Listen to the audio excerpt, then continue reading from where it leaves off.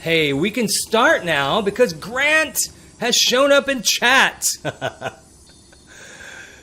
You have to wait for Grant. You are watching the Greyhawk channel, and this is Mordenkainen's Path of the Plains, the epic plane hopping adventure from the Master of Mages. I'm super psyched. I just have a totally different, more awake kind of vibe when I'm playing in the middle of the day.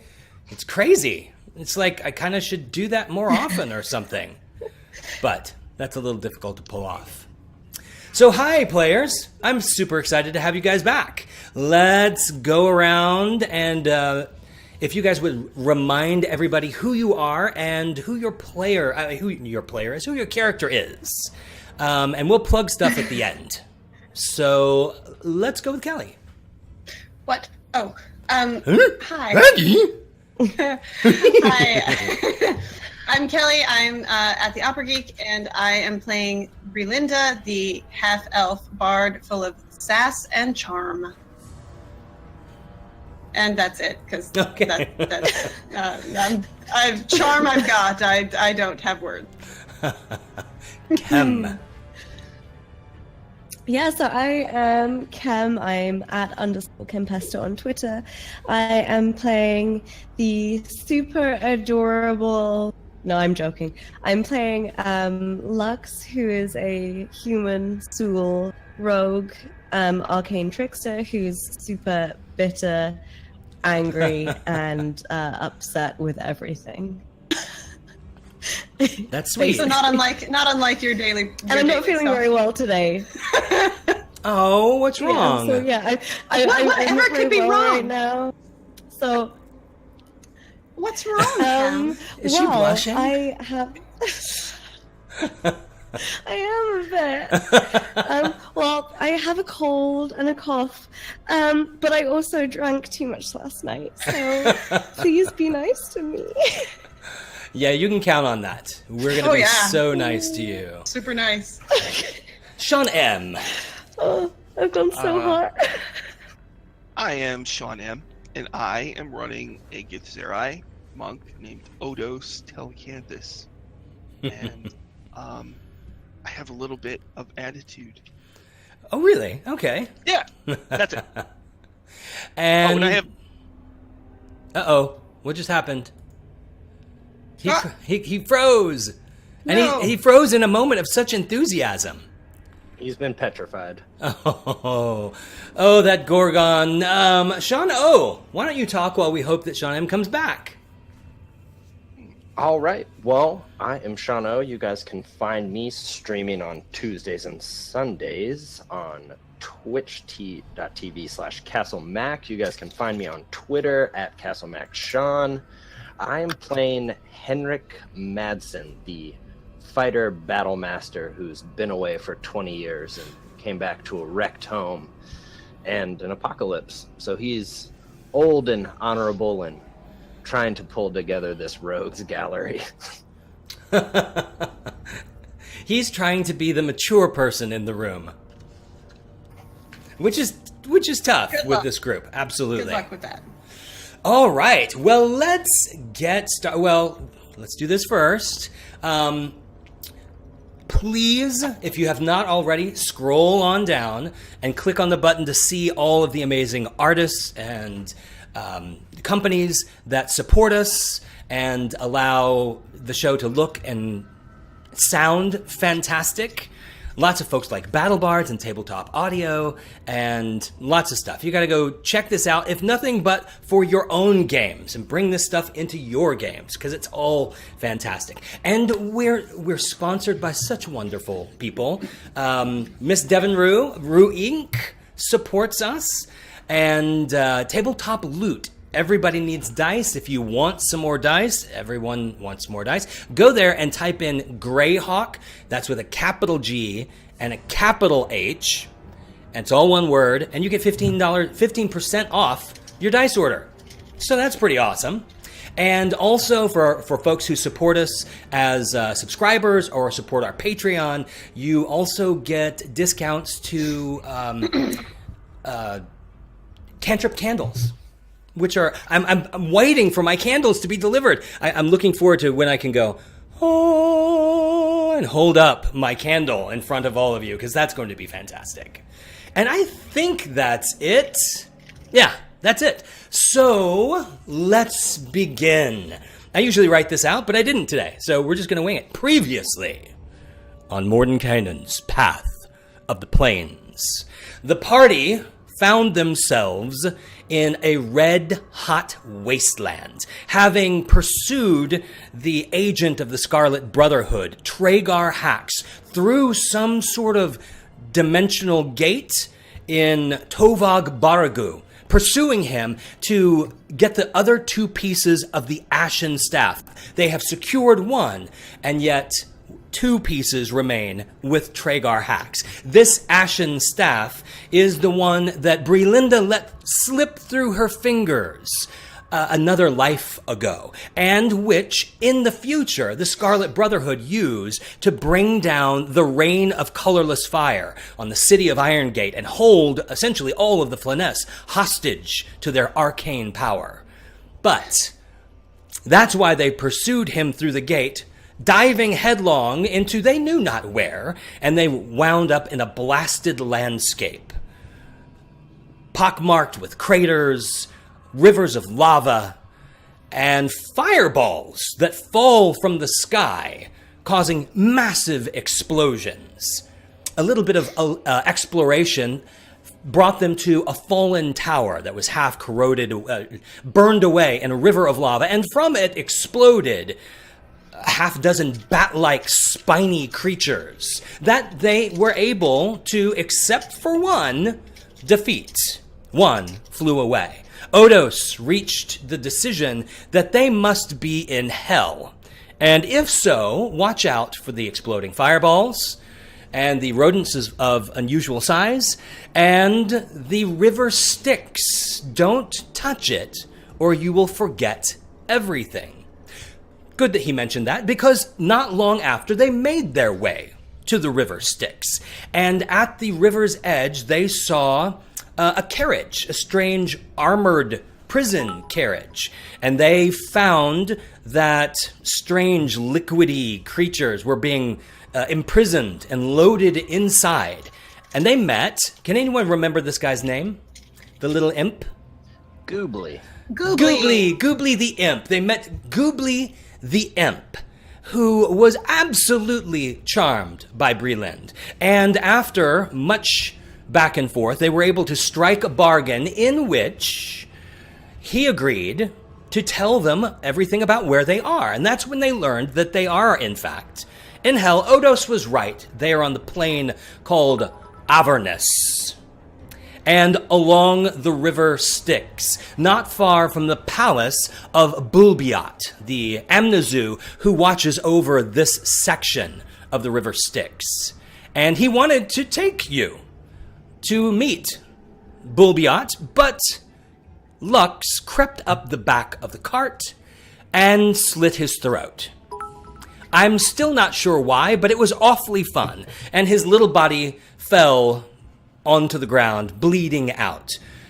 Heinrich was certainly frustrated by this unnecessary slaughter, took the reins of the cart, and at that moment, the little bat-like devil that got away returned with a large, armored, beautiful woman, decked out in black and red ornate plate, with long black hair blowing in the red-hot wind, and she raised a longsword at you and informed you that you were about to die. As the little devil next to her whined pitifully, apparently you had mistreated one of her minions, and now, quite literally, there will be hell to pay. So, let's go to our game board right away, and we're just going to start with initiative. We're just going to jump right in to this bad boy with initiative. Hold on, let me make sure that I've cleared it. I have not. I'm clearing it. And I don't even get a chance to talk to her? If you would like to. She has raised her sword and has told you that you should prepare to die. I mean, can't we talk about this first? You look like you're a reasonable person. Let's do a persuasion check. Oh, boy. Kelly was only not... at 5 difficulty, right? Like, real low. Yeah, it's... oh! What the... Bard! Holy cow! All right, Sometimes used to talk people into bed, sometimes used to talk people out of killing us. Okay, well, belay So that then order. we just take the cart and go now. Right. Belay that order for initiative. So she continues to hold her sword up at you, and you can tell she kind of gives off this vibe, kind of in waves of badassery. She looks absolutely fierce. Her metal helm has 2 horns that spiral up into black points, and from her back unfold 2 massive red bat wings, and she says, "Give me a reason why I should not slay you now and take you directly to the pit." Well, first off, is there any way I could possibly have your name so that I may address you properly, at least your title?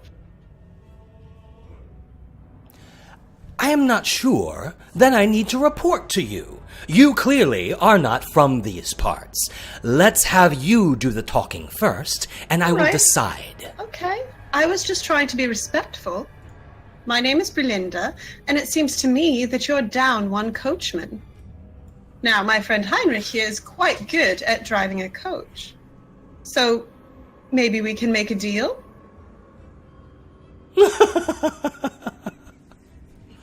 We are not short of coachmen here. Ah, well, it was worth a shot. Tell me where you're from and why you are here. Well, Can Lux quickly just use the cantrip message to Belinda and be like, "I can't slit everyone's throats, Belinda." and I will yourself with respond this under one. my breath. I technically didn't ask you to slit that one. Well, we are here chasing after someone who has stolen something from us, or rather from our employer. And, being this is obviously a lawful plane with a clear hierarchy, we were hoping that you wouldn't impede us in our duty. Yes, we are not like the demon savages that swarm across this plane almost every day. We are persons of order, of civility, of intelligence. But you're making no sense. Why should I let you go unimpeded across our land? This is the realm of Bullbeyot, and you have no permission from him to cross through his territory. Well, You in have all not fairness- presented yourself to him. Supplicant. In all fairness, we didn't know who was in charge. We merely jumped through a portal and arrived here. We have only recently found out. How unfortunate for you. Well, I just thought maybe we could talk it out, but you don't really seem to be in the mood for that. I'm not really in the mood for that. In fact, I'm quite angry. The last battle on the other side of the Styx was taxing, to say the least. And I feel like I have not shed enough blood. And you, she reaches down and strokes the head of this spiny, bat-like creature cowering at her hip. You harmed, according to my minion, 8 of my troops, who did nothing to initiate such savagery. You may as well be demons. Well, they did attack us. Of course they did. Well, then you can't actually say they did nothing to initiate it. They obviously did. Are you saying we should have just laid down and let them kill us? I think I need to take you to Bullbeyot. You wish to move through this land unmolested? Then you must present yourself at his palace and explain yourselves, your presence, and your mission, and place yourself at his mercy. I think you're more than welcome to try. I confess I would have been disappointed if you agreed. And her wings spread, and we'll now continue with the rolling of initiative. I tried. Sorry, guys. Oh, hilarious. I really didn't expect my persuasion to be that good. Yeah, I won't turn down the persuasion of that level. Should I roll again? You can roll again, but if you like the one that you had, you can just click add token. And No, I like this one better. all right. So who are we lacking here? Kim and Me as always. Oh, me. Sean, are you in there? I don't see you in there. I put you in there now, and you can click the... Oh, 22. Yeah, I bet you like that better. Good grief. Stunlocker. So I'm right-clicking on my token, but I can't. I don't know how to add my. Oh, you don't initiative. have to right click, sweetheart. Left click on your token, and then up by the little arrow panel, you'll see a little button that says initiative. Just left click. Oh my goodness! Everything is Oh, terrible. poor Cam. I have no idea what to do. I can roll it for you if you would like. Let Shane roll it for you. All right. Here And we go. and then we gotta really teach me how to do it properly. We do. I'm so There sorry. we go. Wait. Oh no, I rolled a 19. Okay, there you go. Hello. My trackpad died. There we go. 19. All right. Here we go. So let's order that. Odos, you were listening to this conversation. You had a very strong inkling of where this was ultimately going to go. So you spent that time readying yourself, and you may now spring first into battle. Okay. I'm gonna run off of the thing, run. Go around. I'm gonna get behind both of them. And I'm going to start punching them. Surprise! Classic. I kind of... what does my character know about imps? Does the character know... About imps? Yeah, I mean, do I know what it can do or anything like that? Or let's do... I guess we do a survival check? all right. Survival. Um... I got a 23. Imps, like the one that lies on the ground there with its throat slit, you do know that they are nearly entirely powerless, that they are useful frequently as, basically as familiars, and that in the hells they're often put to menial tasks. But they're not a threat, and they have no real power. All right. So I'm going to start punching this lady. Ready? Start punching the lady. But if it's okay, I want to make it look cool. So I'd like Please. to do like a spinning back fist. Okay. Here we go. Oh, 20. Is that? Oh, yes, that hits. All right. So I do 8 the first punch, and then I'm going to deliver that as a stunning strike. So I'm Here we go spending a again. key point, and so she needs to make a Constitution saving throw. She needs a 17. or she will be stunned. Really? Damage resistances, immunities. All right. So it is a Constitution save. Here it goes. And then what did she need to make? She rolled a 17. Ah.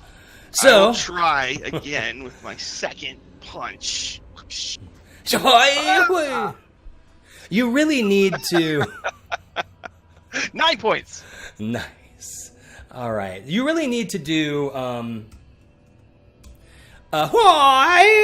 sound effects with this. For real. You got to do this, man. That's got to be the fun of this. Any other bonuses or weird things you're going to do with us here? No, I have my tipsy sway going. That's all. That's it for me. Tipsy sway. Kempestra, you as well knew that the road of conversation was going to take you only to a dead end. You are ready. What do you do? I am born ready. Okay, I think from where I'm standing, I was thinking of casting Shatter, but I'm pretty sure Odos would get hurt. And I mean, whilst I'm not exactly his biggest fan, I don't think that's a good idea. So I'm just gonna use my hand where I shoot ace. Aim and hopefully. And you're shooting at the armored woman, is that correct? Yes, yeah. I'm literally aiming right, like, between the eyes. I rolled an 18. She puts up her hand to stop the blow, and the arrow slices her palm. You see a line of black. You were gonna say, like... She kills you. I thought I was gonna miss on an 18. I was like, no! God. You guys have great rolls so far. Yes, go ahead and roll damage on that, please. Okay. Nice. That's 11 piercing damage. Piercing. Okay. And then as my bonus action, I am gonna jump, like, sweet flips, backflip off this. I'm gonna jump sweet flips. That sounded like something from, like, what is that movie? A jump sweet flips. What is that movie? I don't know. Oh.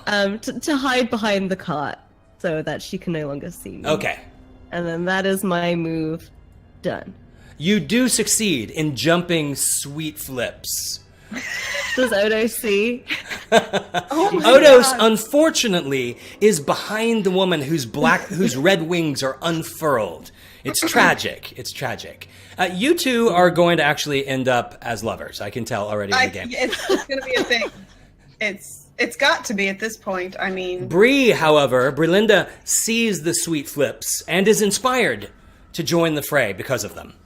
I am extremely inspired. So, all right, I am going to actually stay where I am on top of the cart so that I can get a really good view of everybody else's business. And mostly because Odos is standing there and I can't do Thunderwave anymore, I will, in fact, reuse my Vicious Mockery that Sean M. liked so much on this lady. Look at your hair, look at your dress. People will laugh at you nevertheless. You still wish to go into battle and try to kick our ass. And then I'm going to laugh at her and be mean. She seems buffeted by your song. All right. Oops, sorry. Didn't mean to hit twice. Come on. There we go. Suck it. So she twitches a little bit, and her eye does this kind of spasmy thing for just a minute, and she goes, "Ah!" and clears her mind. And All right. she can't. She seems to want to leap at you right at this moment. And she, inspired by all of the badassery, she does this spinning slice towards. You not done? I had a bonus action. Oh, well, do it. Bonus it. I'm going to bonus the heck out of it. I am going to inspire Heinrich. Open the gates and seize the day. Don't be afraid and don't delay. Nothing can break us. No one can make us. Give this cart away. Okay, there you go. So, Sorry. what have you done to him? Smile. You get a D10 to add to any attack or saving throw, I believe. Yes. Thank you. Mm. Beautiful song, Berlinda. Oh yes, that was one of my best. I get paid for that shit. You must. All right, I'm waking up our chat bot. Thank you for somebody for reminding me that it is asleep. So now it is awake, and you guys can play your fun chat games, because that's really why people tune in. There we go. Is it working? No, it's not working.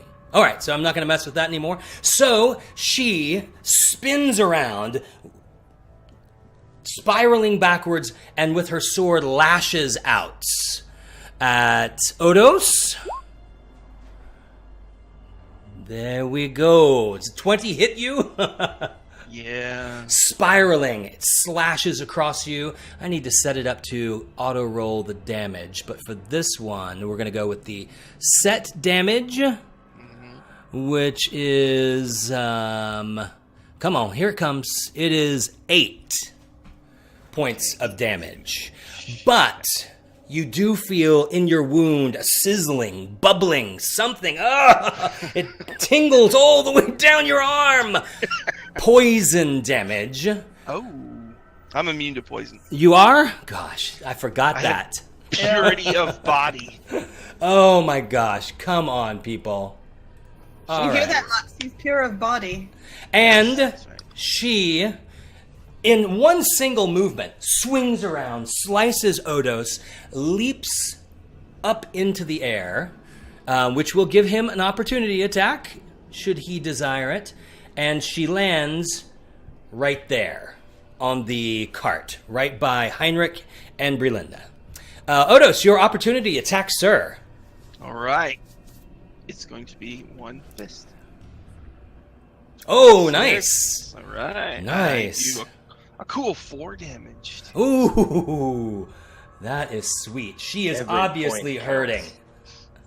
I'm just kidding. And now, having landed there, she slices twice, once at Brelinda and once at Heinrich with her sword. So, Brelinda, your mockery really pissed her off. So her sword slashes, like she lands behind you and it goes across your back. You do that involuntary arching. And Plus 11. Oh god, 26? yes. Ooh. So you, as soon as you arch your back, that's when you feel the fingers of poison singeing into your back, singeing your skin, Yes. squirming into your back. Let's separate those words. And Heinrich, hearing the whistle of the blade, ducks and loses 3 or 4 hairs from the top of his head instead of his head. As she misses, he is going to use a riposte and use a superiority die to attack her and then add the die to the damage. He's going to use his D6 one now. All right. Let me just get there.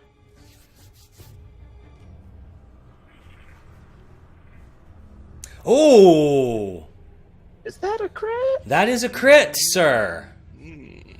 Dang. Crit. Woo. And then he is going to add that D10 as well. Or D6, excuse me. Wow. Okay. Her attention, now that she has schooled Brelinda, has certainly gone to you, Heinrich. And at this point, this demon over here leaps up and just starts swarming around Odos' head, just as quickly as he can. It's like being attacked by a fly, except this fly pokes at you with its trident, and its tail sings past you It hits me with the fork. with the fork. The fork It's a small fork. Does 4 points of damage as it jabs you like in the back of the shoulder blade. All right. I need to set that up to auto roll damage. There we go. And next, Heinrich, having drawn the black blood of this armored devil, she-devil specifically, what do you do? Since I received such a wonderful divine favor last game, Oh. will use that free critical hit. Oh, on my wow. attack. So I'll just roll that damage. And so you can just... that is the 14 doubled since the Yeah. right swing was Yeah. two-handed. 28 Nice. more damage. Good grief. Yeah, you definitely have her full attention. And then he'll use his second attack to attack her again. So your first attack slices right across that gap in her armor. So she just for a second pulls back, but as you swing your sword the second time, she presents her bat wing and flops the blade harmlessly away. And Odos. All right. I'm going to brazenly provoke an attack of opportunity from this little spiny guy. And I'm going to move many squares to 7, 8. Move 8 times 5 wide. many squares. Move all So, the I can run up vertical surfaces as long as I don't end my move there. So, I think I can get to the corner, and I'm That makes sense. Get right next where Lux is, and you're just gonna happen to see me run straight up a wall, basically, and I do it like it's nothing. It's just something I do all the time. Can't everybody do it? It really is, I actually. wonder. Okay, so then I get up next to that lady, and I'm going to punch her in the face twice. Drum With, roll. if I can, a spin kick where I rotate twice, if that's okay. Double spin kick. Well, let's see whether you land it. You may just fall down. We'll see. No. 15? No. She sees your foot coming by and goes ducking back out of the way. And it totally happens in Matrix time. It's like, All right. Second attack. 18? yes. So she's still watching the foot go by when she catches it right in the belly. It's an armored belly, of course, but you can tell that you've shoved her armor plate into her gut hard enough that she goes, ooh! Okay. So I do 5 damage, and I'm going to use a key point to make it a stunning strike. So she has to make a con save, All right. or else she's stunned. That is quite an ability there. She fails it this time. So she goes, boom! And how long does this stun last? 1 round? Let's see. Stunning strike. When I hit Until end of my the next end of your turn. next turn. Yeah. End of your next, Otis's next turn? Correct. Yep. Oh, wow. Yeah, it's pretty cheesy. Very cool. All right. That's it for me. That's plenty. Lux. I'll just kind of, guess we're done here.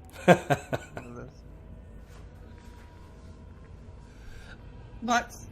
Lux. Okay, sorry. Oh, I love you. Sorry. I love you so much. Okay. I'm here. Okay. She's so suffering. Clearly Lux suffering. is going to right, yeah. Run around the corner so that I'm about here. So like she's totally surrounded now, except Lux will stay on the ground. And just like pulling out a dagger, I would like to try hamstring her. And because she's so close to my buddies, I get to roll a sneak attack as well. That is true. That is true. And you have, I believe you have advantage because she is stunned. Right. So let's hope this is great. Oh, Drum that not roll, roll? come on. Oh, there we go. yes, There yes.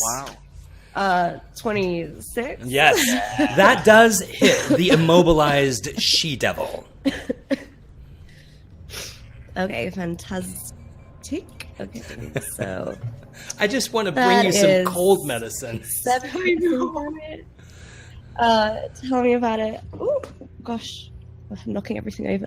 And then 4d6 for my sneak attack. So say goodbye to your legs. And that's just a casual 20 points of damage in total. Shit. Good grief. Wow. And then I'm just gonna use my bonus action just to duck back down out of the way again. So I blend back into the So shadows. leaping up, you slash viciously right at the back of her knee, right at the hamstrings. And you can tell that you do pierce some sort of thick black leather that's on the joint, the backside of her armor. You see black blood start to trickle down. She doesn't crumble, so perhaps she has hamstrings of steel, but you hurt her. I tried. Brelinda. Okay, so before I even use my regular action, I'm going to use my bonus action to lean down, and look right at, in her eyes, as she's stunned, and said, "You should have let us go," and then stick out my tongue at her, and then jump off the cart, this direction, and give myself a little bit of health here. So I'm going to do Cure Wounds at level 1 to give myself 6 more health points because I'm hurting. Yes. I don't want to be cheesy, guys, but Yes, she's darling. stunned. So if you want, maybe we could just try to throw her into the river. We can go along on our merry way. That's kind of, I don't know. Well, I'm hurting too much to throw her, but Heinrich looks awfully strong. He is strong for an old man. All right, so that is Brelinda. She still wavers, blinking her eyes, going... And as she does so, this bat-like, spiny creature comes and attacks Heinrich with both a tail and its little fork. Heinrich easily bats it away, and it continues to bitch at him in some sort of devilish language. Heinrich responds. Did anyone say in character that we should throw her in? Or was that Yeah. out of character? Yeah, Okay. that was Odos. Okay. All right. Then I will drop my sword where it is and try to throw her into the river. All right, let's have an athletics check.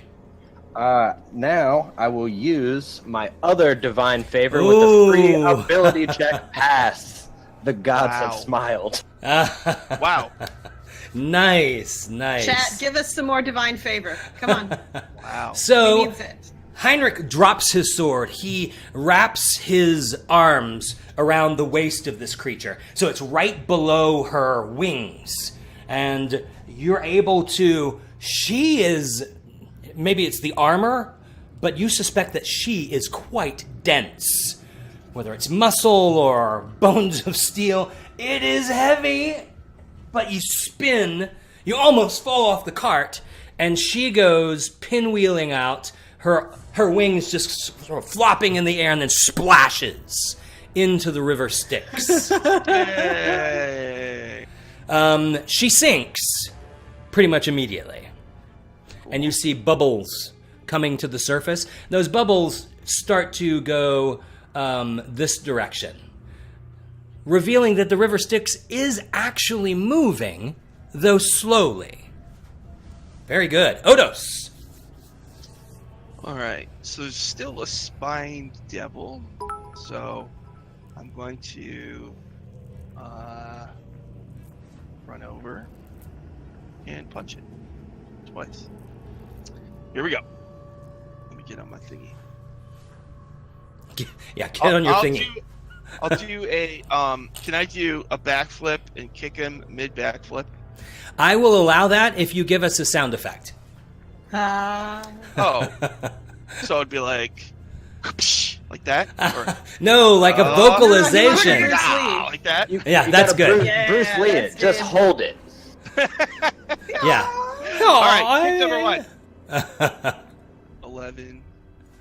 The thing is just flapping and dodging as fast as it can. Backflip number 2. 16. Let's see, does that hit him? 16. Yes. That second 5. kick hits. 5 damage. So it goes, poof, still continues to flap, trying to hover in one place long enough to attack again. I'm not wasting any key points on this guy. That's it for me. -5. All right. Lux.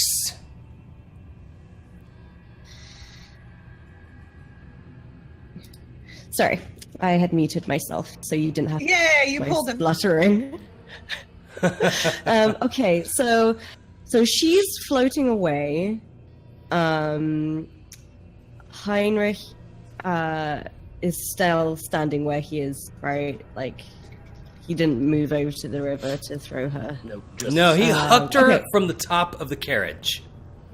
That's crazy. Okay, Yes. using the knife, the dagger that I used to try hamstring Mistress, I'm just gonna throw it at the spined devilly dude. I thought you were about to hamstring Heinrich for a second for trespassing you. Oh When you my asked about that, I goodness. was like, No. girl. No, Heinrich. that would. I mean, it'd be. She has enough daddy Kinda issues. cool. She doesn't need to hurt you. Yeah, exactly. Aw. So that's a 25. That does hit. That's nice. It is. And 9 piercing damage. Because he's right next to Heinrich, I get sneak attack, right? That is true. This is the one reason why rogues are game-breakingly OP.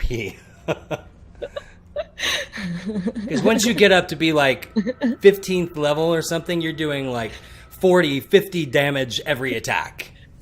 Okay. All right. So there you go. That's what, 21 damage? It is. So Night-night. you threw that? Is that correct? Yeah. So it takes this dagger like thunk in its chest, and it goes,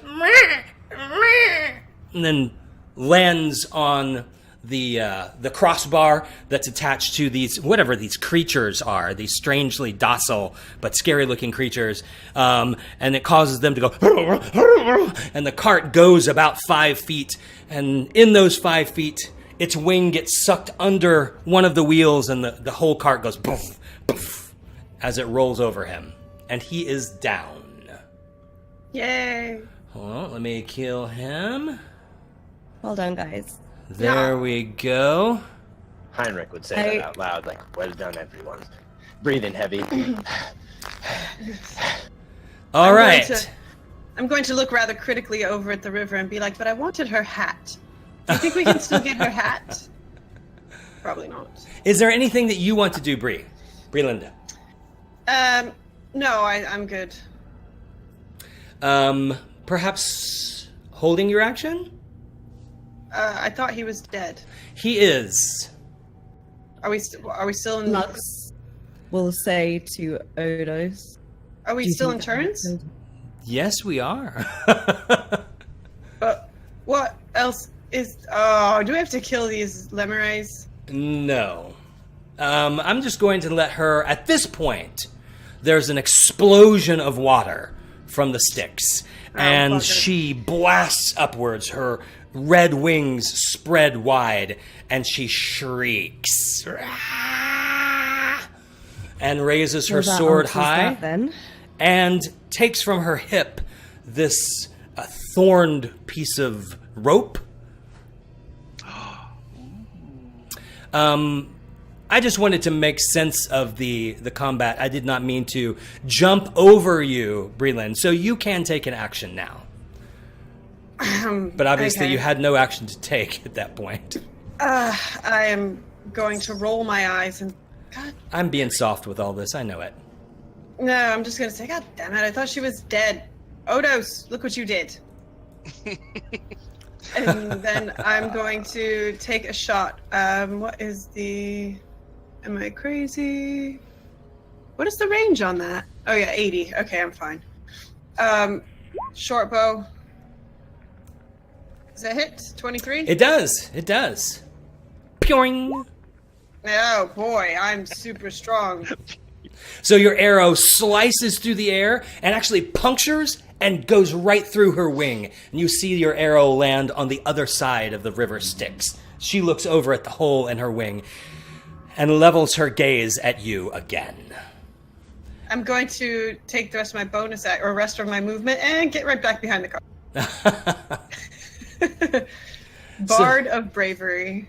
She flies right back to where she was, lands on the cart with a whum, and her sword, let me make sure that I'm doing this right. Yeah, her sword swings down towards Heinrich, continues down towards Lux. Where are we? Here we go. So that's Heinrich. Good grief, Heinrich. Remember, she has disadvantage against She has disadvantage against you? because of my cloak. Ah, that's right. Well, good grief. So yeah, both of you dodged this blow that you think probably would have taken your head off. And then, continuing the circle, smacks Odos around the chest with this rope that seems to be spinning around, trying to wrap around him. Let's pull that up and see what that says. You will need to make a dexterity save, as this rope is just, it's almost like a pile of snakes swarming all over you. Alright, I don't want to brag, everybody, but I got a +7. This is pretty much in the bag, right? Yeah, brag. 18! Oh, that would have been so awesome if it failed. I know. Oh. So it falls to the ground, but it's still sort of squirming around your feet and legs. Good grief. So I'm just casually avoiding this thing as it tries to tie Yeah, me up. just prancing about, trying not to get... Like, drunkenly, you know? Yeah, drunkenly prancing. There we go. Heinrich. The unhittable Heinrich. That's how we survived 20 years away. What is your freaking armor class, dude? 19, since you were so kind in giving me that ring of protection. All right. What you gonna do? I think he's just gonna continue attacking.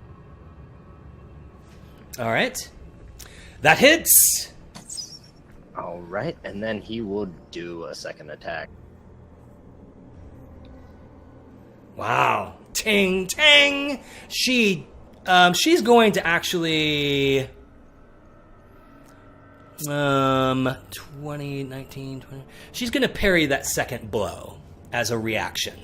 So the first one catches her right across the side. She sees the follow-through coming and just in time counters with the sword with a tang. Both of your blades doing this number.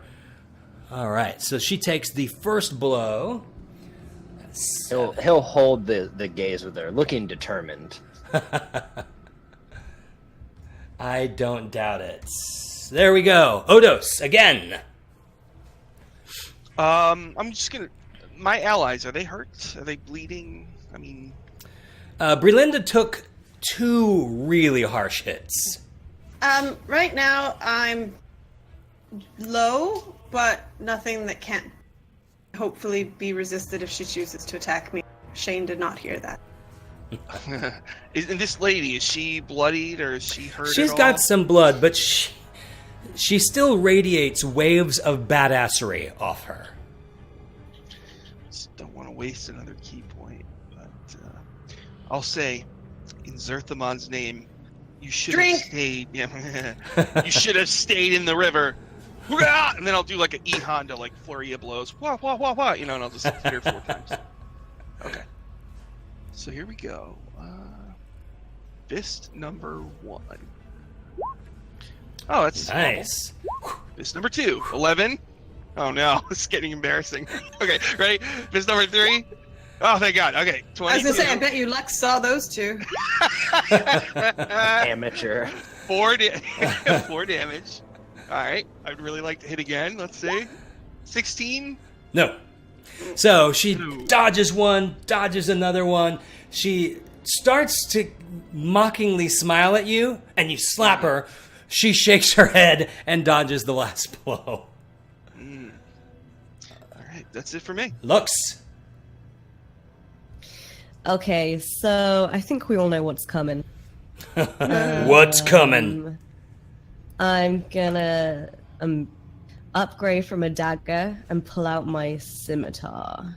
And once again, we all knew that just was coming. go for the legs. Just go for the legs, man. You need to Sweep get her the leg. down. I just want her on her knees. Is the 27 a hit? It does hit, in fact. There are very few opponents with whom you need to Okay, ask, that's does a lovely. 27 hit? So that's 12 damage, and then... And then... Doo-ba-doo-ba-doo. Da-da-da-da-da.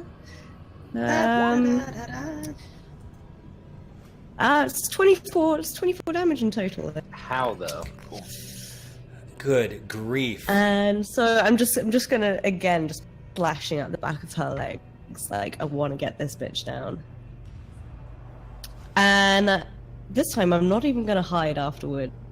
I'm just gonna stay there. And that's the end of my turn. All right. Good grief, people. Don't you guys know the DC of this monster? What the hell are you guys doing? Relinda. Okay, I'm going to kind of just slyly grin at her because I know I've pissed her off a couple times now. And I'm going to back up to right about here where I know she can't reach me. And I'm going to pull out the other half of my Sondheim mockery. Agony beyond speech when the one thing you want, well, it's just out of reach. And just smile at her. And hit vicious mockery. Wisdom saving in your general direction. Again, she just spasms, got that neck twitch going. Shakes it off. And then she is going to... I can't click this. Oh well. Okay, so Odos, again, the ropes surge up your legs. So please make another dex save. The rope continues to just try to get on you, get around you, get down your pants, something, anything. Oh dear. It's going to be so embarrassing. It will be. Okay, ready? It would be really awesome, though. I knew it. Yes. 11. So you stomp on this the end of this rope that's coming up your left leg, and then you see the rope coming up over here, and it's like, oh no! And it's so you have been restrained, my friend. Let me tell you what that means for you. On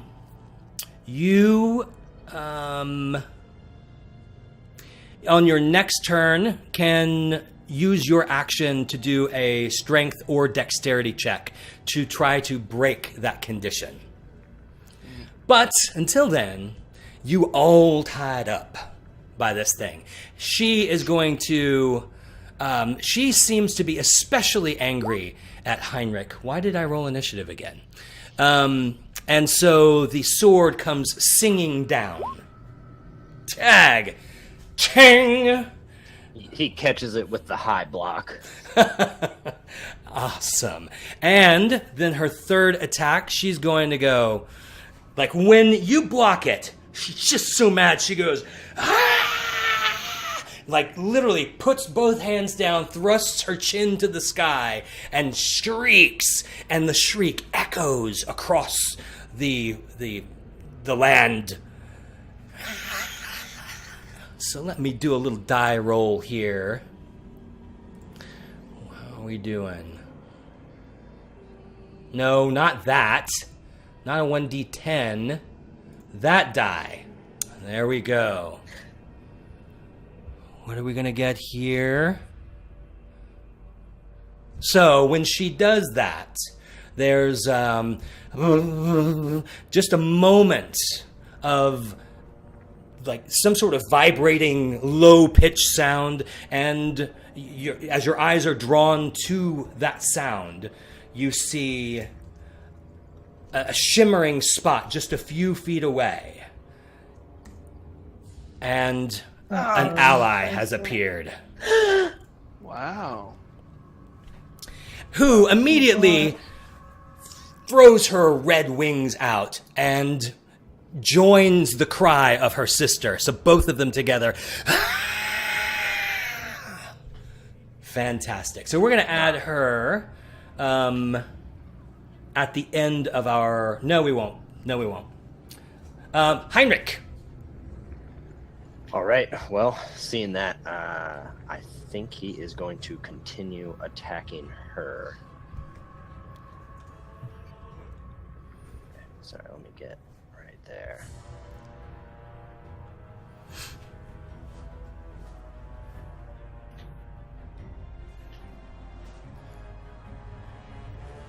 All right.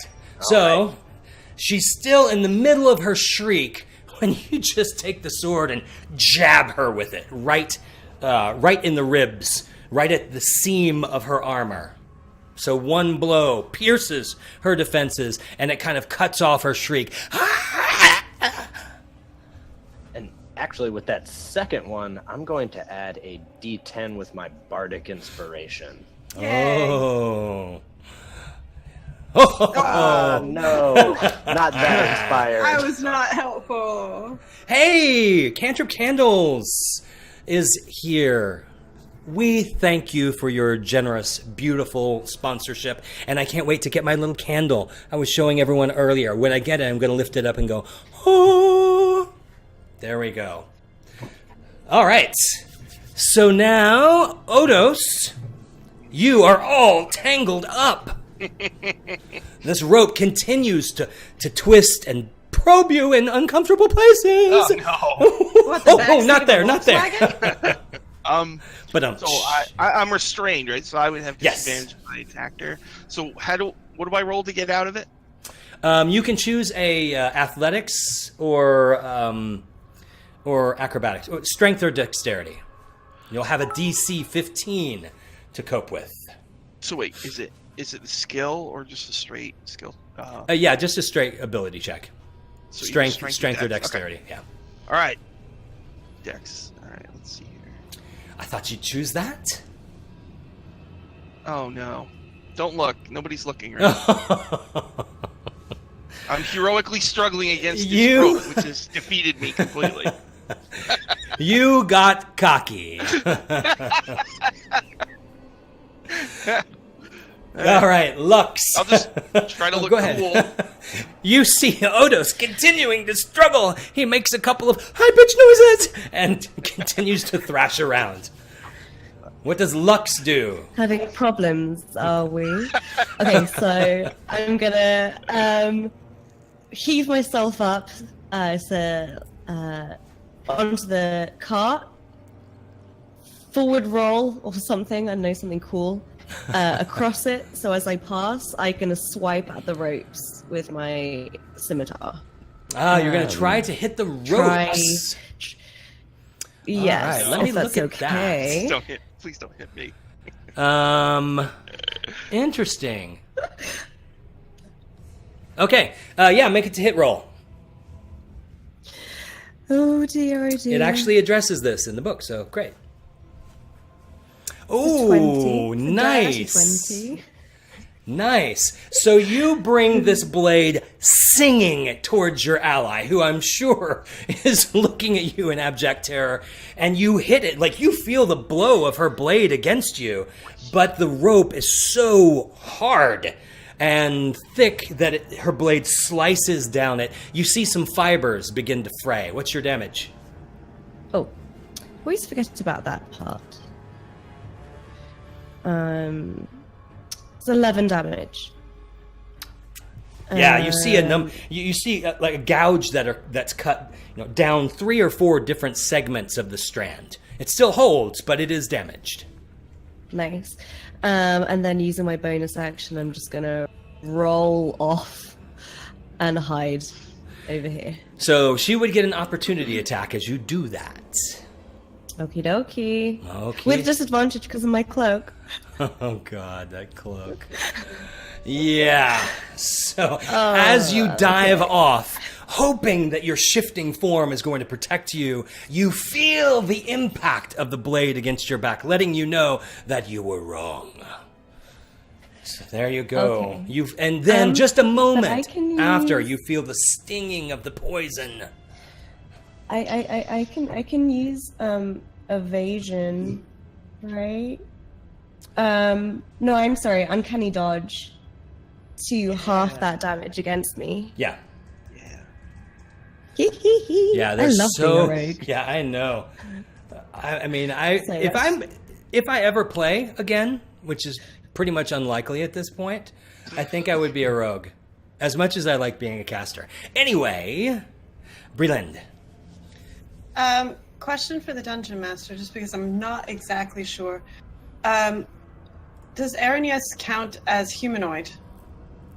As humanoid. I guess it depends on the.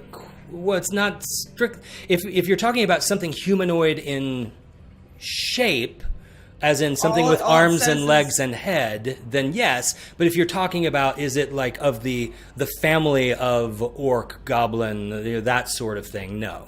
No, I mean, all that my spell says is humanoid. Tell me more. I don't want to give it away. It just says humanoid that I can see within range. Yeah, I would say so. Okay. So I'm going to look at her buddy over there, whose hat I also quite like. And You can tell that it's a uniform, but Yeah, her I still want horns have a white swirl going up them as well. I don't care about her horns. I just want her hat. I'm going to attempt and going to regret it very quickly. I'm going to attempt to dominate her. Oh, good grief. Dominate. Yes, so this would work with that. Let me make sure she doesn't have some sort of resistance that Let's would... make Heinrich a new friend. He is happy. He's like, I knew we made friends in this place. You guys are freaking powerful. All right, so I need to make a whatever save, a wisdom It's a save. wisdom. Here we go, wisdom save. Yay! We have a new friend. Oh my god. We're going to call her George. Her name is George. All right, George has been dominated. So, how long until the next turn? Each time it takes damage, I make a wisdom save against it. All right, and you are up to a minute. So, in fighting time, that's forever. Okay. That's quite a while, yeah. Yes, it is. It is. And it is her action. So What does she do? I would like her to Oh, wait. go- No. I'm wrong. No, that was right. Oh, Yeah, that's the OG one, right? Yeah. Yeah, so... Yeah. So I want her to go over here behind her former compatriot and dab her in the back. She draws her sword, and you can see in her eyes the struggle. She rears back, and you can see the uncertainty on her face is obvious, but it does not stop 3 blows. Oh, not the longbow. Sorry, my bad. Oh, wow. Ignore all that. Wow. Ting, ting. So twice she strikes her ally. The third time it gets parried away, and she looks at her like, "What the hell are you doing?" Written all over her face. Wow, that's 12. How much? 12 and 8. All right, there we go. That's incredible. There we go. And next is... Oh, and by the way, my bonus action, I'm going to shout at everybody that she's dominated. Don't touch her. Heinrich. Okay, Heinrich is going to use his fainting attack to use my bonus action to get advantage on the next attack I make, and I add the superiority die to the damage. 21. 21 hits. Nice. And that's on the wounded one. Correct. So that is 13 damage. There we go. I will make just another attack. Okay. Drama, drama, drama. Yes. So this one is now like looking down at her ally who just hit her twice, and then all of a sudden, wham, wham, like slicing through her wings. They start to unravel, and you can see kind of that weird twisty arm tear free of one of the big leathery panes that makes up her wing. She's starting to get a little bit frantic, and she's looking the worse for wear, that's for sure. All right, but she is not done. And she turns to her ally and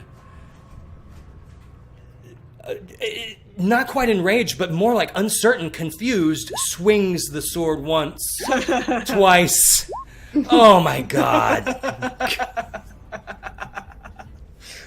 I'm enjoying this.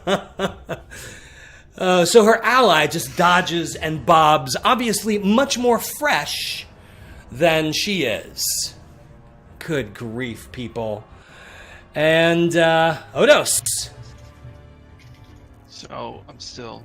You are still. Now she cut it. Does that help me in any way? I might change the DC. All right. So I need to make a dex check, right? Yes. So, yeah, I'm going to drop that to a 12. A 12. Okay, here we go. All right, here we go. 15. Woo!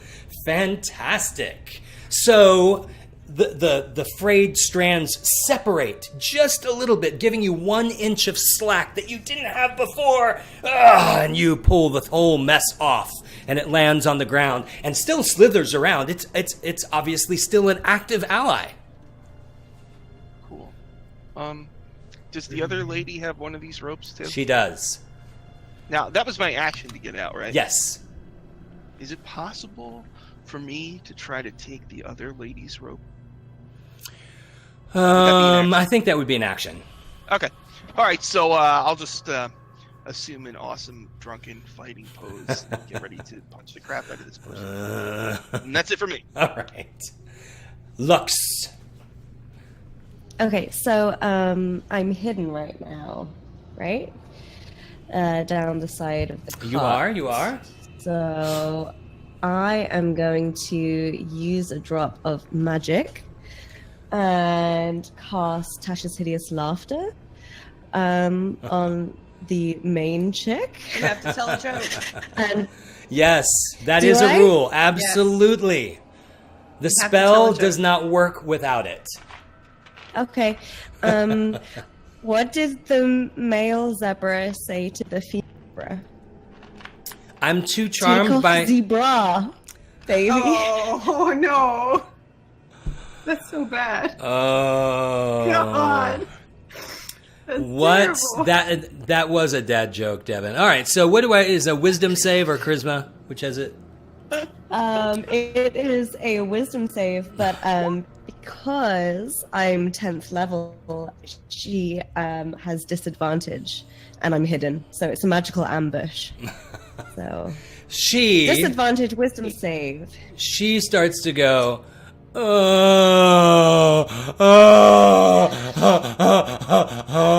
she's not even really laughing. It's just like groaning and groaning. She can't laugh at that because it was not funny at all. But at the same time, she's compelled by the spell to continue to make this noise. So there you go. Let's pull the spell up. Oh, no, it's good. It's a great joke. Oh, you got to be kidding me. That's a terrible joke. This isn't in the compendium for me. Can somebody look that up real quick? I don't have a handbook here. What is it? Hideous laughter. Tasha's hideous laughter. Oh, all right. I can look it up Hideous laughter. online, I guess. Tasha's. It is concentration. Perceives everything as hilariously funny and falls into fits of laughter. Must succeed on a wisdom. At the end of each of its turns, and each time it takes damage, the target can make another wisdom saving throw. The target has advantage on the saving throw if it's triggered by damage. Falls in the.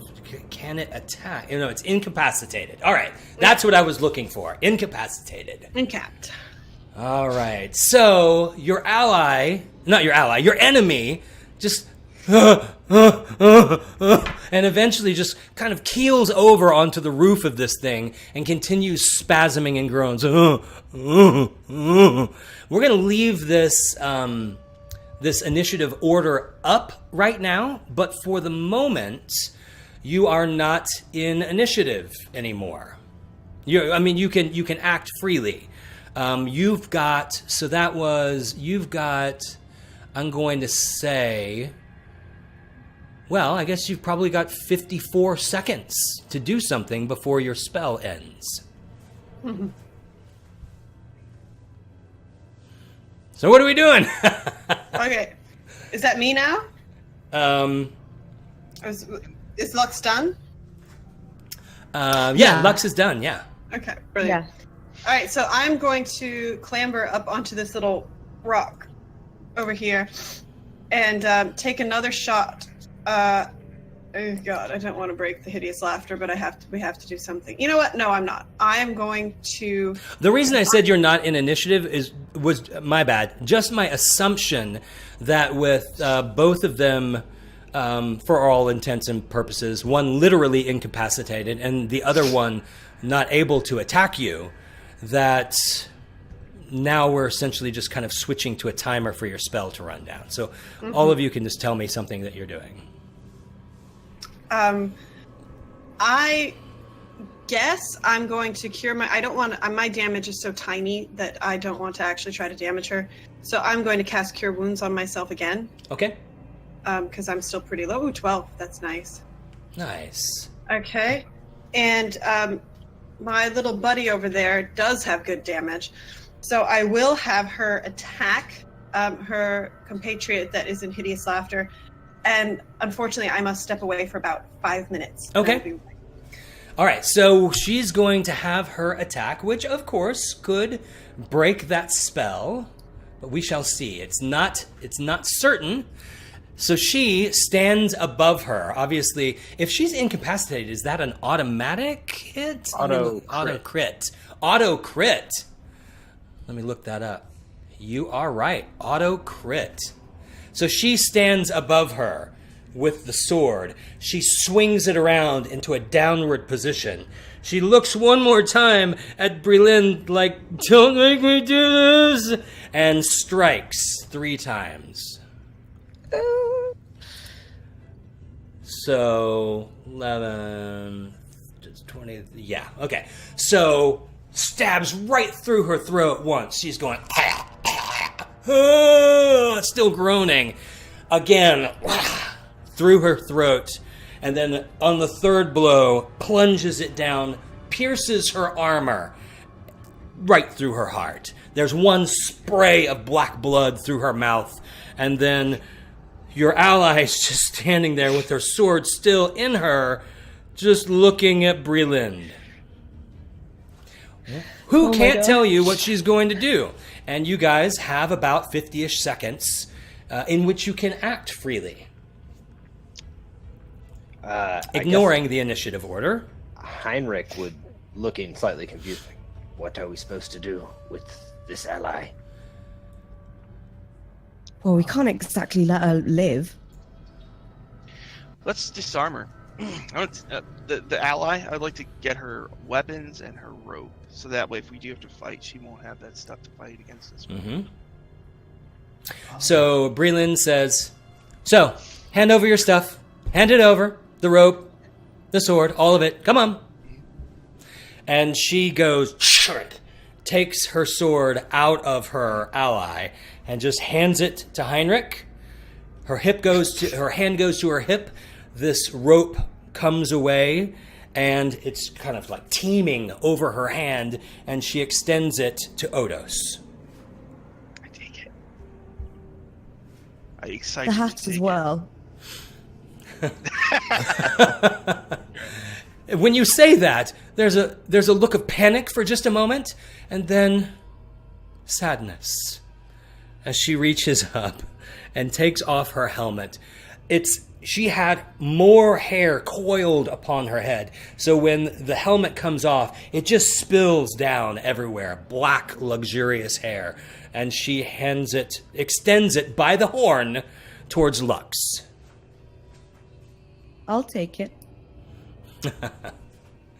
And she just stands there. I'm going to say that you've got 30 seconds left.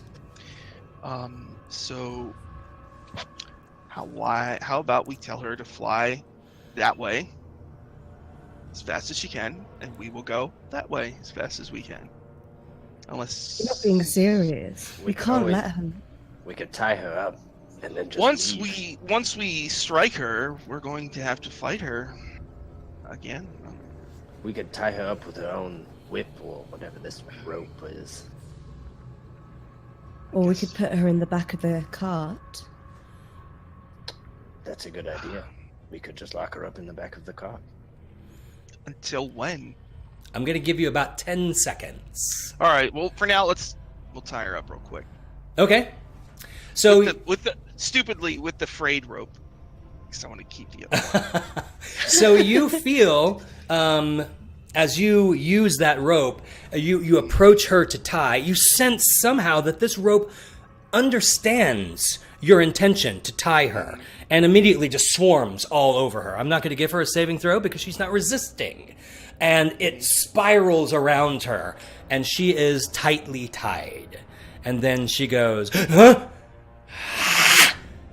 Looks down at the rope. She strains against it for just a minute, and then relaxes.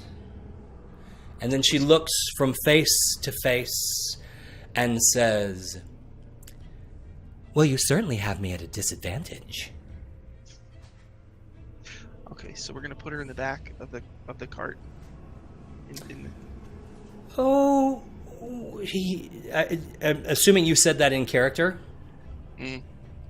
She says, well, you could do that, but it's obvious to me, despite the fact that I only arrived here seconds ago, that you aren't from these parts.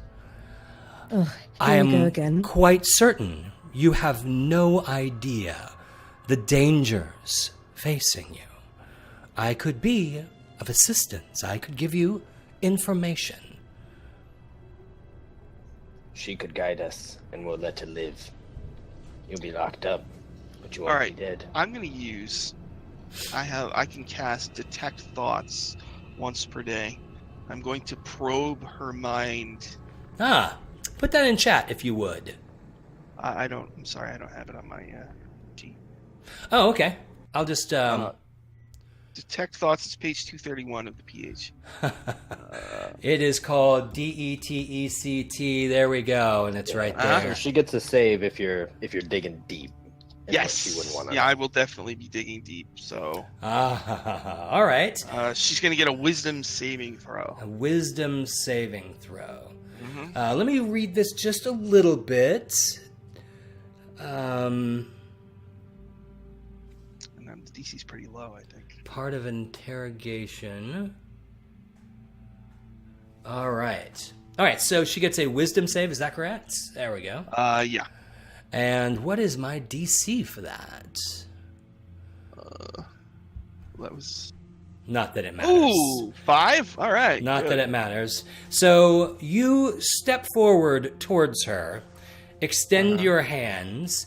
She draws back a little bit. You can tell, though, that she's bold. She's tied up, disarmed, but she's not cowering as you reach forward towards her, extending your hands, and then she goes, Oh, that's an unpleasant sensation. Oh! Have fun in there. It's a dangerous place, I'll tell you that much. Whoa! And you sense that you're in All right, so Up to a minute. I initially learned the surface thoughts of the creature, what's on its mind at the moment. So what's on her mind at the moment? So you sense a very fast, not panicked, but an urgent weighing of options. Could I try to break free from the rope? No. I might be able to break free from the rope, but then I would lose my opportunity to bring them. No, I can reason with them, and if that fails, then maybe I try. I could cry out, I could summon. Let's see how this plays out. So all of that in an instant, going fast. Okay, so she's going to be able to make opposed intelligence checks with me to resist if she wants to. Well, what do we want to know real quick? Heinrich, what do we want to know? Quickly! We would want to know You've got about 45 seconds. where the leader is, how we can avoid it, where we could go to try to find Tragar hacks, what places would be an exit. Okay, I will probe for that. Uh,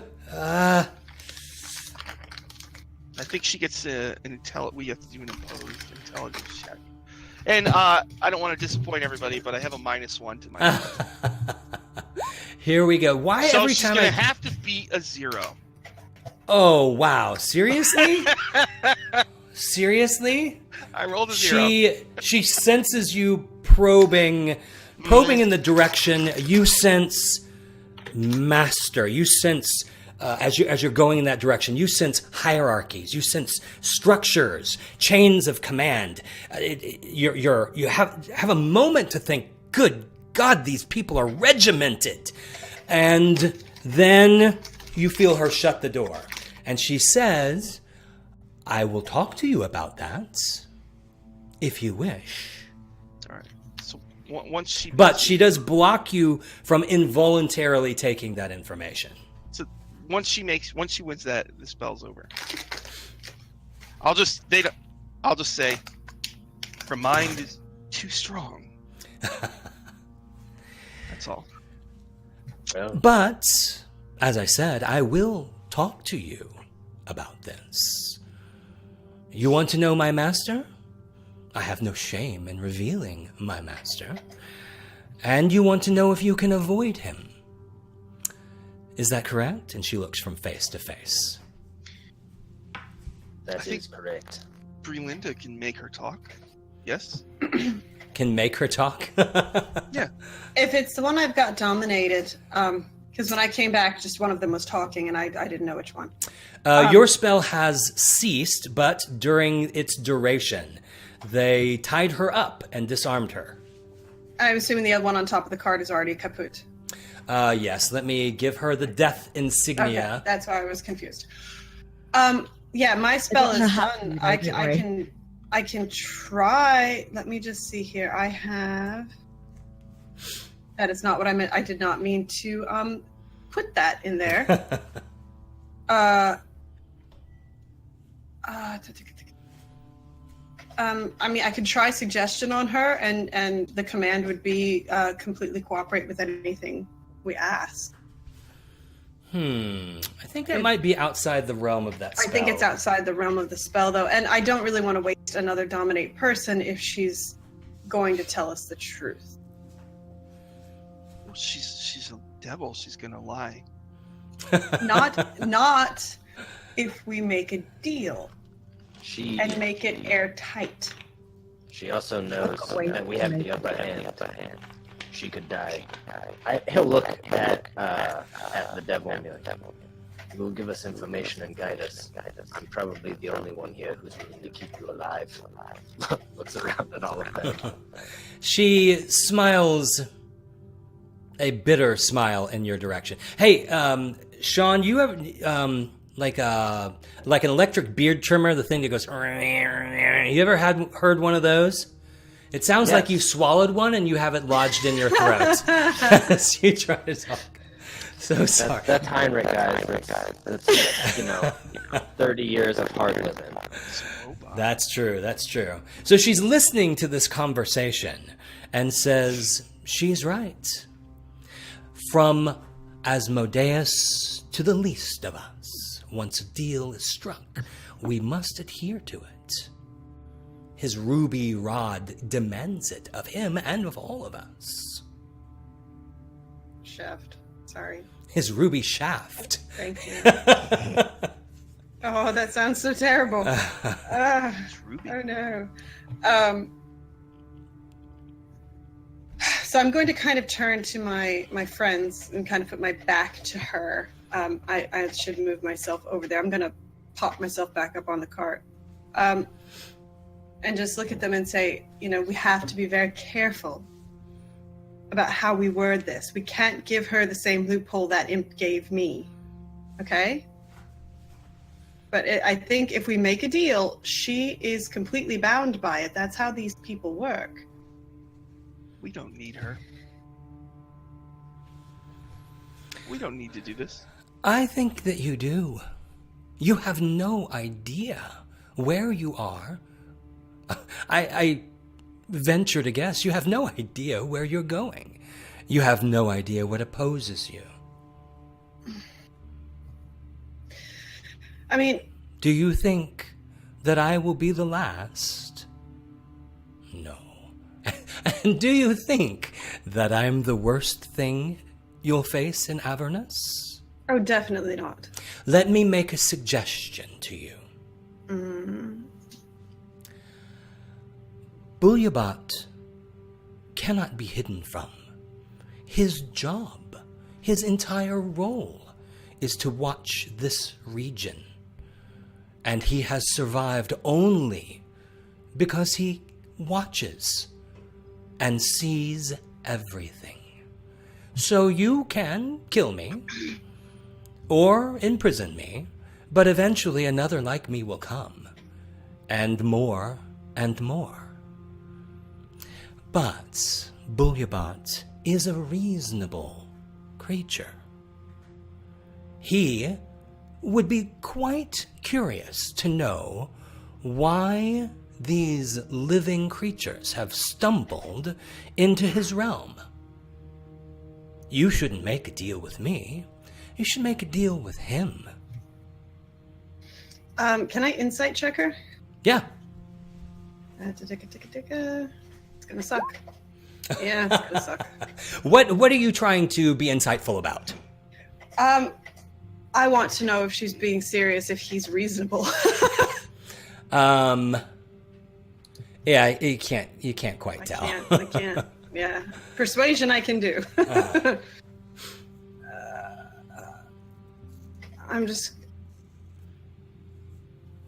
I'm going to look at Heinrich and Odos and just say, not it.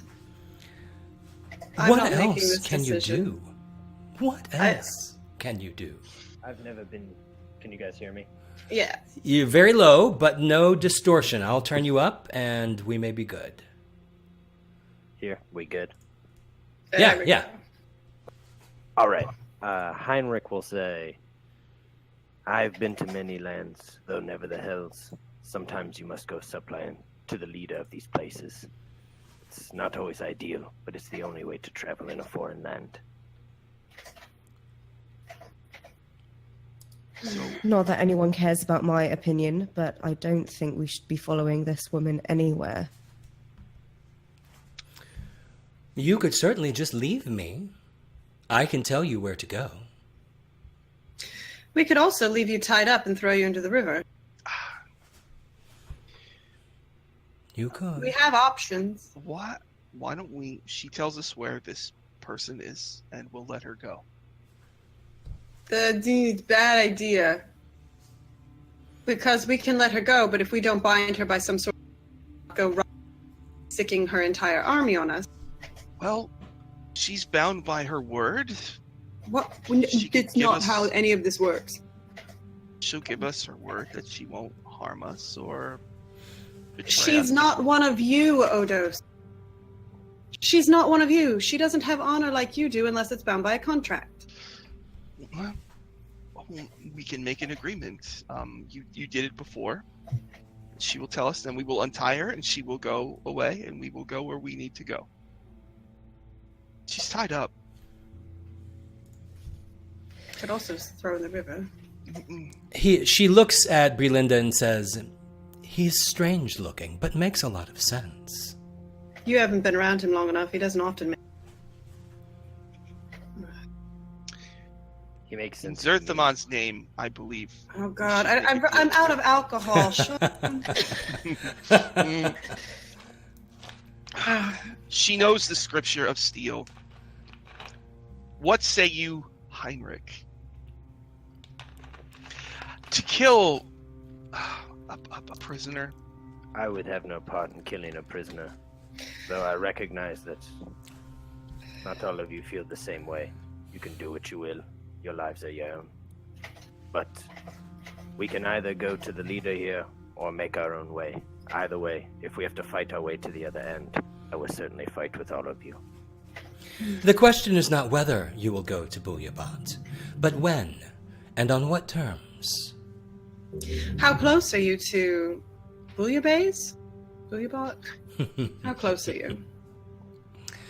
I am a trusted soldier, nothing more. All right. So first things first, I want your name.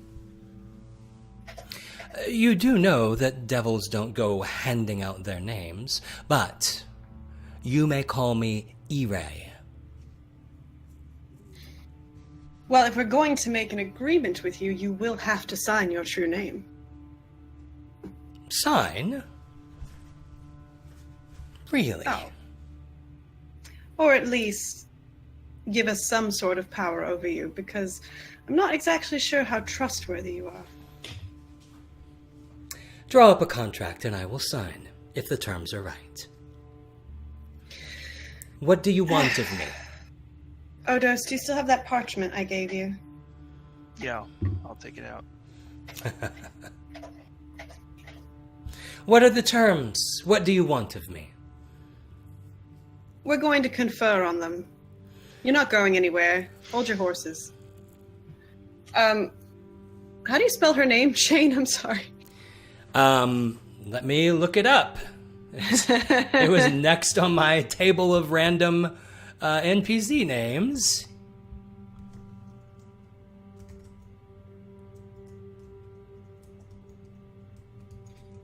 There we go.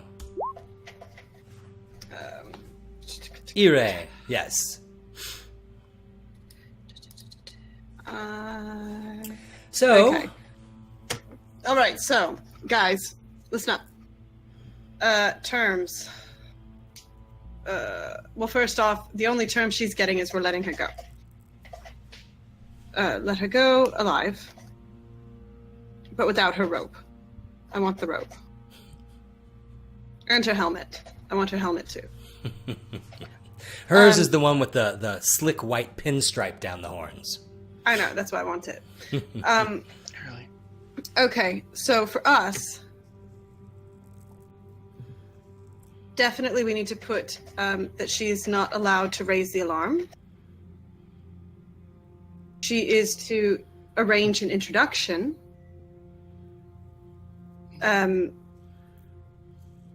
she is not allowed to harm us. Or instruct anyone else to harm us. Exactly, or instruct. She is not allowed to bring about harm to us in any way. That's pretty wide-ranging. Odos? Do you Odos? want to take her with us? Or when you say arrange an introduction, what do you mean?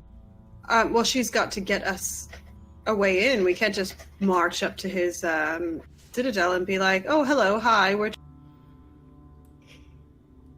That would be a bad idea. You think? You think? Just a bit. Okay. However, She should tell us everything she knows about this person. so all information, not allowed to bring harm to us in any way. And I think during the battle, one of them had mentioned fighting on the other side of the river I got the feeling maybe they were talking about an encounter with Tragar hacks or one of the other bad guys. I want to know about that too. Yes, know if she's seen Tragar. If she's seen Tragar. I'm writing down these terms because I'm not letting Shane squirrel out of one of them. What about we need to know how to leave this place? Right. Absolutely. Leave the plane of Tovag Bargu. That's where you came from. Oh, that's where I came from. You are now We're in Avernus. Avernus. Sorry, I did write that. I just had them on top of each other. Okay. So, checklist. We let her go alive, sans whip or sans rope and helmet. She's going to give us the information she knows about her boss. She's not allowed to harm us in any way or cause us to come to harm in any way. We have to know if she's seen Tragar, where he is, get us in to see her boss, and how to leave this plane. Does that sound about correct? Mm-hmm. Oh, nope, loophole. She has to tell us the truth about all of this. All of what? All of the things I've just asked for. Tell the truth about those things. I mean, that's how I got out of the last one. Does that sound okay? Does anybody have any addendum? It's good. I'd just like to get this over with. Okay, I'm going to turn back to her and say, okay, EIEIO. Here is the terms of the contract. And then I will read her all those. Sign it. With her real name. In her blood. That's generally what's done anyway, I think. She reads carefully the terms, and she says, a point of clarification. So, Yes. should I sign this in order to fulfill my part of the bargain? You will release me here and now, so that I may make arrangements for you. Is that what I understand, correct? As long as you are abiding by all other parts of the contract, namely, you will not cause harm to us in any way, or that. How did I say that? You will not cause harm to come to us in any way. Make sure she has to tell us these things first before she... Well, yes, obviously, you have to tell us all this stuff first, and then we would let you go. I will sign. That was too easy. Does she sign it with E-Ray, her name, or did she sign it with some other name? So she extends a finger and goes, Yeah. and black blood begins to drip down. And she extends it towards the parchment. She can only get this far because she's tied. And she says, you might need to help me here. I'll bring the parchment very close to her finger. And she does a little arcing smear. And when she does that, her eyes sort of flash just a little bit. And the parchment smokes just a little bit where she signed her name. And she says, it is done. And what was the name she wrote? Do you speak infernal? What would it be? It's not abyssal, it's infernal? No. It's infernal, yeah. It would be infernal. I don't. Does anybody speak infernal? Nope. No. You can't even... Wait. I have comprehend languages. Nice. Thank you. So I can understand any written language that I see as long as I touch it. Okay. So you cast that spell, and these symbols, and it's hard to read because it's smeared blood from the rounded tip of a finger. Mm-hmm. But the symbols seem in front of your eyes to shift and morph into things that you can understand. And it's a big, long, complicated name, Jezmeyrayin. Jezmeyrayin. I will copy paste that for you, so that you can. I just spelled it phonetically. Yes. Well, I think it's probably spelled pretty phonetically. So there you go. Actually, that's exactly what I had. Yeah. There you go. There you go. All right. So let the interrogation begin. First thing, Jez, I'm going to take your hat. Yes, I saw I'm going that. to take her hat. I'm going to take her hat. I already had it, so I'll give Okay, it well, I'm to going to you. take the hat from you then. The You question. You got the cloak. I want a hat. I have a hat. I took it for you. It's because you weren't here. Okay, thank you. And Appreciate I put it on and admired myself in it. You leaned over the river Styx and looked at your reflection. Of course, when you did, your face was that of a skeleton, but the hat looked hot. The hat is amazing, so I'm going to just kind of situate it on my head and then instruct, Heinrich and Odos, they're much better at interrogation than I am. I'm just here to do the deals. So you're going to have to actually ask her all of those questions because I can't remember them all. So ask away. I she wrote it says. down. Well, tell us everything you know about Bullbeyot. What was his name? Bullbeyot. Bullbeyot. Bullbeyot. Tell us everything you Please. know about Bullbeyot. As far as hellish names go, that one is relatively straightforward. He is an amnizu, and the amnizus are under the charge of Zariel, who, of course, rules the plane. Their job is to collect souls, to feed them into the pits, and to train the lemures into a brutish fighting force, which serves as the vanguard during the incursions from the abyss. And so, he and the other amnizus have their fortresses aligned along the length of the river Styx.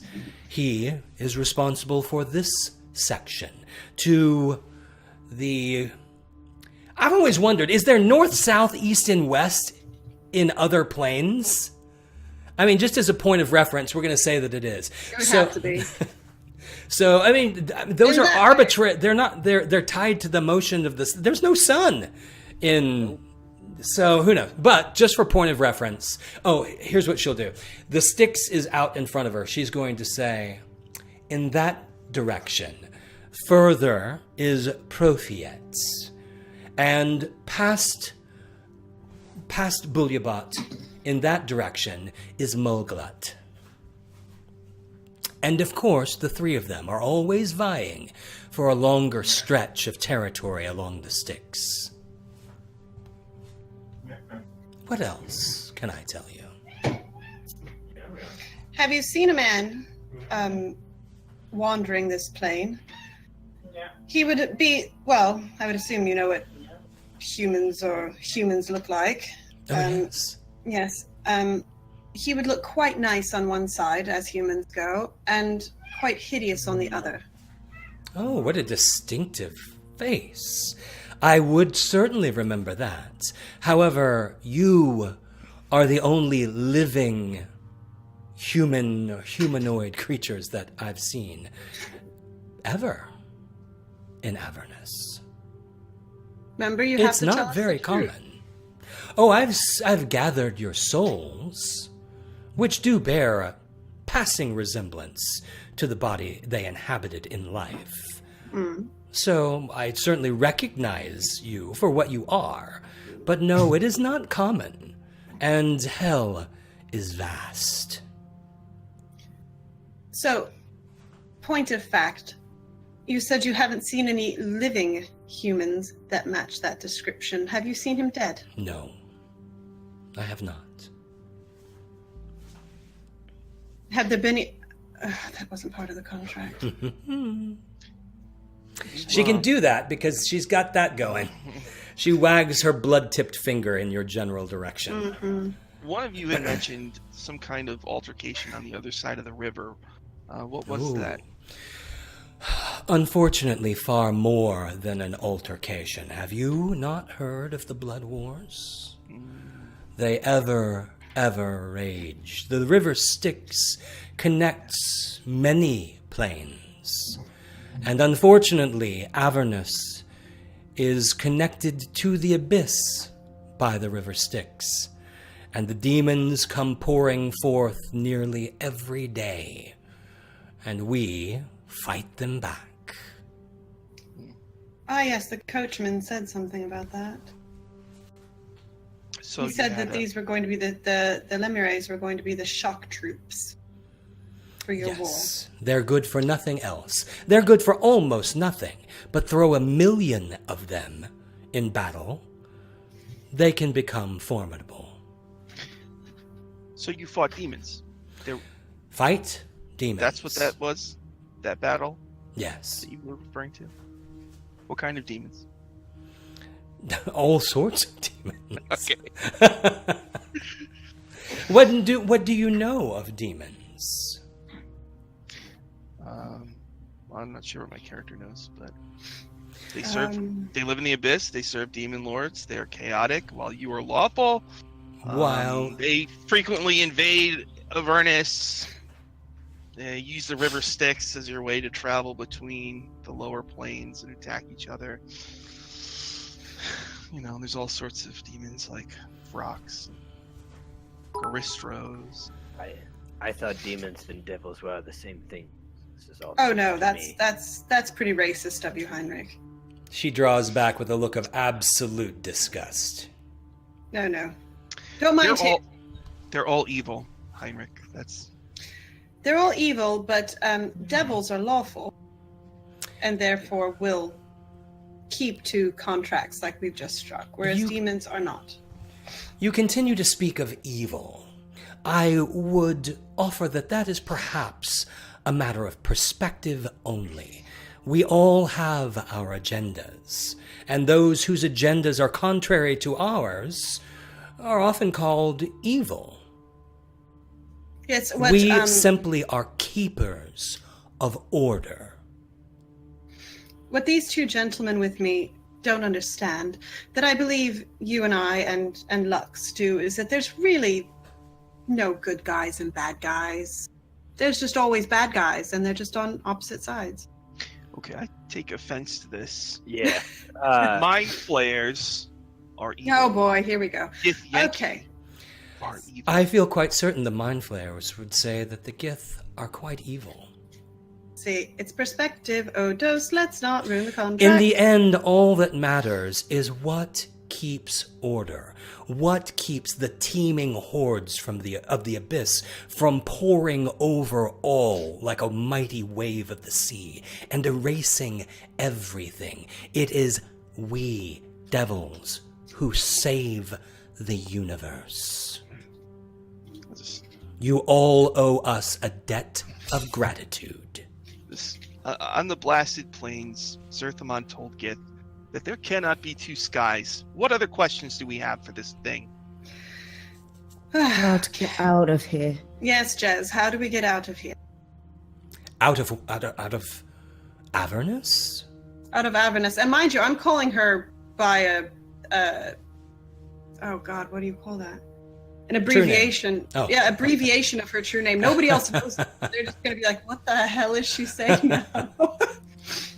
Well, should you walk a lifetime in that direction, she motions with her finger and head down the river Styx in that direction, you will eventually leave Avernus and enter the abyss.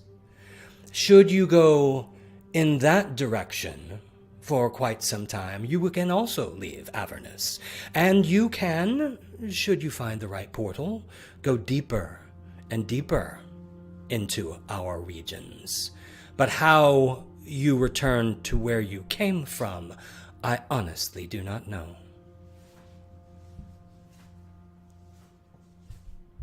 It's quite a problem you have. We might have to sail the river Styx through some plains to get home. I just hope her the old eyes man is pop a little watching. bit, and she says, "That sounds like a terrible idea." That, I agree, sounds like a terrible idea. Not that I was asked. We'll be fine. Do we have any other questions for this lady? So she has to now give us an introduction, a way in to talk. Yay, Devin! A way in to see her boss.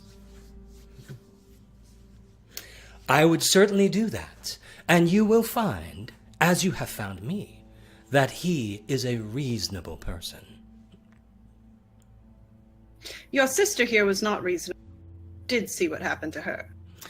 She is the keeper of the spined bats, and she has an unfortunate emotional attachment to them. I assume you harmed them. Her wrath would never have been abated. However, I trust after she had subdued you mercilessly and had her revenge, she would have ultimately brought you to Bullbeyot as well. Because that is what order demands. Yes. So you know that if you sign the contract and two of the clauses are in opposition to each other, you would have had to have said something, correct? Yes. Okay, so I'm just saying that you are not allowed to in any way, and the boss better not be in opposition.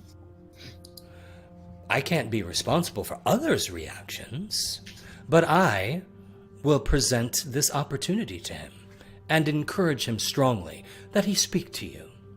And let him know that we are, in fact, very reasonable and have treated you fairly. I cannot say that is untrue. All right, so I'm going to look at Odos and Heinrich and Lux and say, I think we've gotten the information we need. Is it time to untie her? Yeah, I'll do it. I would think so. Unless anybody else has any other questions. Okay. So Lux is just being super quiet. She's so unhappy about this right now. frayed rope, right? We tied her up with the frayed rope. You of did. entanglement? You did. Okay. So I'm gonna untie her, and I'm gonna tell her, you don't Her wings You don't- unfurl. you don't have to be this way. You're free. Which way? Actually, she kind of does. No. It's how it works, Odos. Lux, you wanted the frayed rope, right? Oh, I Sure. have no desire to be any other way. Why would I? Lux, I'm gonna like walk over to Lux and in a way where hopefully nobody can see my mouth moving or hear what I'm saying, and I'll hand her the frayed rope and I'll say, "Thank you for helping me." Ooh, I want to see if I saw that. I say super quiet. Perception. Super quiet. Fucker. Yeah. They rolled on this before I could get off onto the other screen. She rolled a 7 perception. So there you go. Lux will say in return, well, we couldn't have you die before your usefulness had been fully spent. Oh, can you feel the love tonight? I don't know which. It's gonna happen. It's gotta happen at this point. Um. I've taken myself out of the running for Lux. It's all on Odos now. I just sigh and if that is your will, Oh, divine favor. I'll walk away. Divine favor. So she watches this interchange with obviously some level of enjoyment. She flaps her wings, and at this point, yes. Yeah, we're gonna play Kiss the Girl. Wow, wow. Yeah. So let's go to Divine Favor. Thank you, Devin Rue. Here we go. So we're going to roll the D4, and the number is 3. Heinrich! Yet again, the gods favor me. Bust out that D6. Let's have it. Let's see if I have that. No, I don't even have that. A 6. Oh, you got the D20 again. Yeah, so the 6 is a D20. It's called Divine Efficacy. A D20 that can be added to any one single damage or healing. Fantastic. And also, it doesn't apply to that. So yeah, 1 damage or healing. Addition of a D20. Thank you, Devin. So if I roll a d20, and that's all damage. If I chose to make that. So what you would do is like if you hit with your sword, you'd roll your damage with your sword, and then you could say, I'm going to use my divine efficacy and roll a d20 and add that damage to the damage you've already done. Does that make sense? Wild, y'all. Oh yeah. Thank you, Devin. So a big hit. Woohoo. And everyone who gave. Woohoo. All right. So her wings expand. They flap a couple of times, and she says, I am genuinely grateful to find you are so reasonable, and I believe that Bullbeyot may make an interesting ally for you. If there is nothing else, I go to prepare the way. You have to tell us how to get there? Follow the Styx in that direction. She points in the direction that the cart is already headed. Eventually, his keep will come into view. You can't miss it. All right. You go lead the way. We might just stay here and give you a little time. Farewell. And she crouches just a bit and shoots into the sky, her red wings popping in the air with each flap. She spirals over you a couple of times, and you hear her sort of hawkish cry of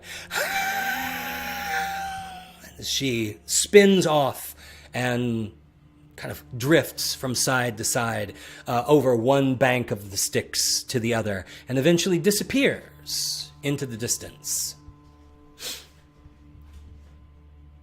There are a lot. You can't really see very far down the Styx. If you remember in our previous map, there are crags and cliffs and shards of rock that stick up like fangs. So you can see down the Styx, but it's not absolutely straight. It waves. You can tell that she was kind of going down as she was disappearing into the distance. You don't know if that means she was landing and that's your destination, or who knows. But at this point, you can't see too far down the river one way or the other. What do we do? I would like to first loot, if they haven't already done it while I was getting my laundry, loot the dead erinye. See if she has anything. She has an exquisite set of black armor.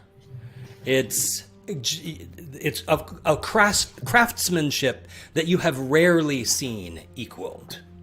I'm assuming it's as much heavy. Yeah, it's plate, full plate. Mm-hmm. And it's almost as much a work of art as it is a functional defense. It's now got some dings and scratches in it for certain, but you can this would be worth a fortune.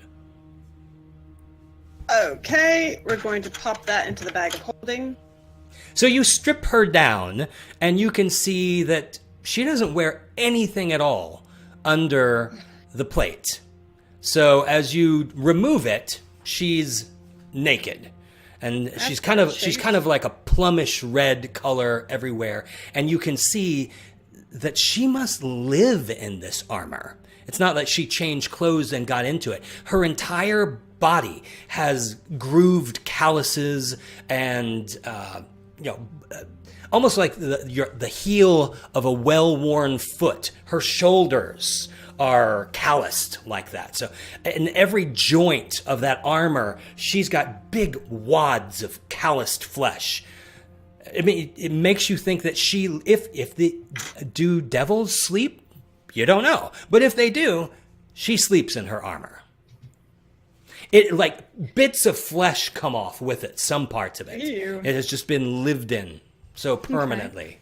So that's going into the bag of holding, which I think Heinrich has because he was the strongest. But Heinrich! Yes. I would really love it, guys, if we could have a rest. Because that took quite a bit off my life. I think we could probably all benefit from a rest. We should try to find shelter in some of these crags again. Okay. Fireballs All right. will be no good if one. Yeah. That's true. And I should note that as you had this battle and lengthy parley afterwards, it's just kind of the constant backdrop of where you are. Every few minutes, 2 or 3 minutes, there's a huge blast. Some in the distance, some disturbingly close. Okay. These so massive flaming boulders from the sky. So can we pretty easily find one, or we have to A do shelter? survival? Yeah. Yes, there are definitely no shortages of outcroppings that you could hide under. Are we doing a long rest or a short rest? I would not mind a long rest. Actually, it's too soon to have a long rest. Didn't you guys It is. just have a long rest? Yeah, we did. we did. So that's basically probably half a day ago. Okay. All right. So just a short rest at least. Yeah, you don't even need shelter for that. For me, the way I run it, anytime you just dedicate it, say, I'm going to take a short rest, 10, 15 minutes, you can spend some hit dice, you can regain whatever benefits a short rest may give you. Stat up.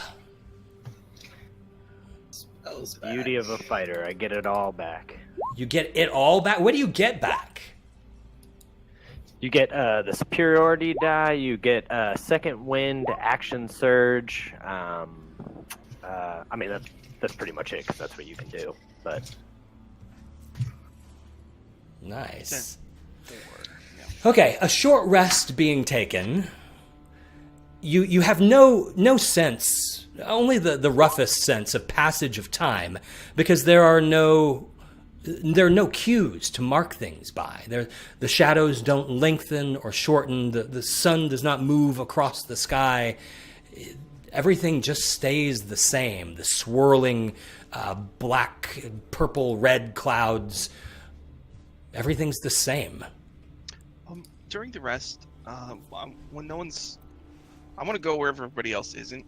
On Okay. the cart or whatever. You want to go find a private spot. And I want to check the that frozen flower I got. I want to see if it's melted yet. Okay. So you surreptitiously take a few steps away from the group, around an outcropping of rock. Oh, okay, yeah. You remove the flower, and it actually steams now. It's cold. It's brittle. You fear it might even be fragile, but it's absolutely frozen. And in this oppressive heat, mist seems to come off of it. Okay, I'll carefully put it back. And if I can, I want to mess with the rope of entanglement and try to get the hang of using it. Make sure it doesn't hate me and want to kill me. It seems to display no preference as to who is wielding it. I don't think that needs attunement. Okay. Let me look at that real quick. Does it need attunement? It does not. And then I'm gonna do. I don't know. I'm not sure.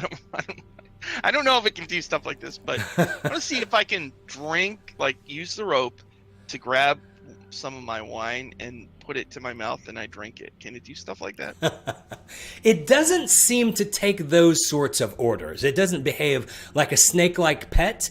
It seems to only trigger upon your thought, your command to entangle. So you try it a few times, and it just kind of wraps up your wine bottle and coils around it and holds it tight. And you do recognize that you can release that. You do learn that you can release it with the same thought, and suddenly all of the rope around your wine bottle just goes slack and falls off. If I can, I just want to practice for a while and do some kind of cool rope trick, and then casually walk back and do the cool rope trick in front of everybody. Just make like it's nothing. I do with my rope of entanglement. Okay, so should we toss these bodies in the river and get going? Yeah. yes, we should Yes. get going. I vote on tossing all the bodies in the river and get going. So these gross lemurs sort of ooze about along the banks of the Styx. As you go to throw the bodies in, you do see shadowy things moving in the waters. And as you splash them in, you all are very careful not to get any splash on you. Mm-hmm. Okay. And then I think we should just start heading in that direction. Okay. I got Fantastic. proficiency in land vehicle wagon, so... You really do? That's handy. Yeah, soldiers get one land vehicle proficient. It's never come up ever before. Hilarious. Hilarious. Well, you first go and you check out your steeds. You have no idea what these things are. One of them is fat, fat and bulbous, almost gelatinous, and the other one seems vaguely cat-like, covered in spines everywhere. But both of them are clearly quite broken to their task. They're docile, and they respond very quickly to the lash, and then suddenly you're all jerking along, bouncing down this blasted landscape. You can't really say that it's a road, but there is a little bit of a plain right on the banks of the Styx. And your scenery changes little over the next 5 or 6 hours. The sun doesn't move across the sky. Shadows don't lengthen. There's just the incessant blast of fireballs raining down. The Styx continues to go by.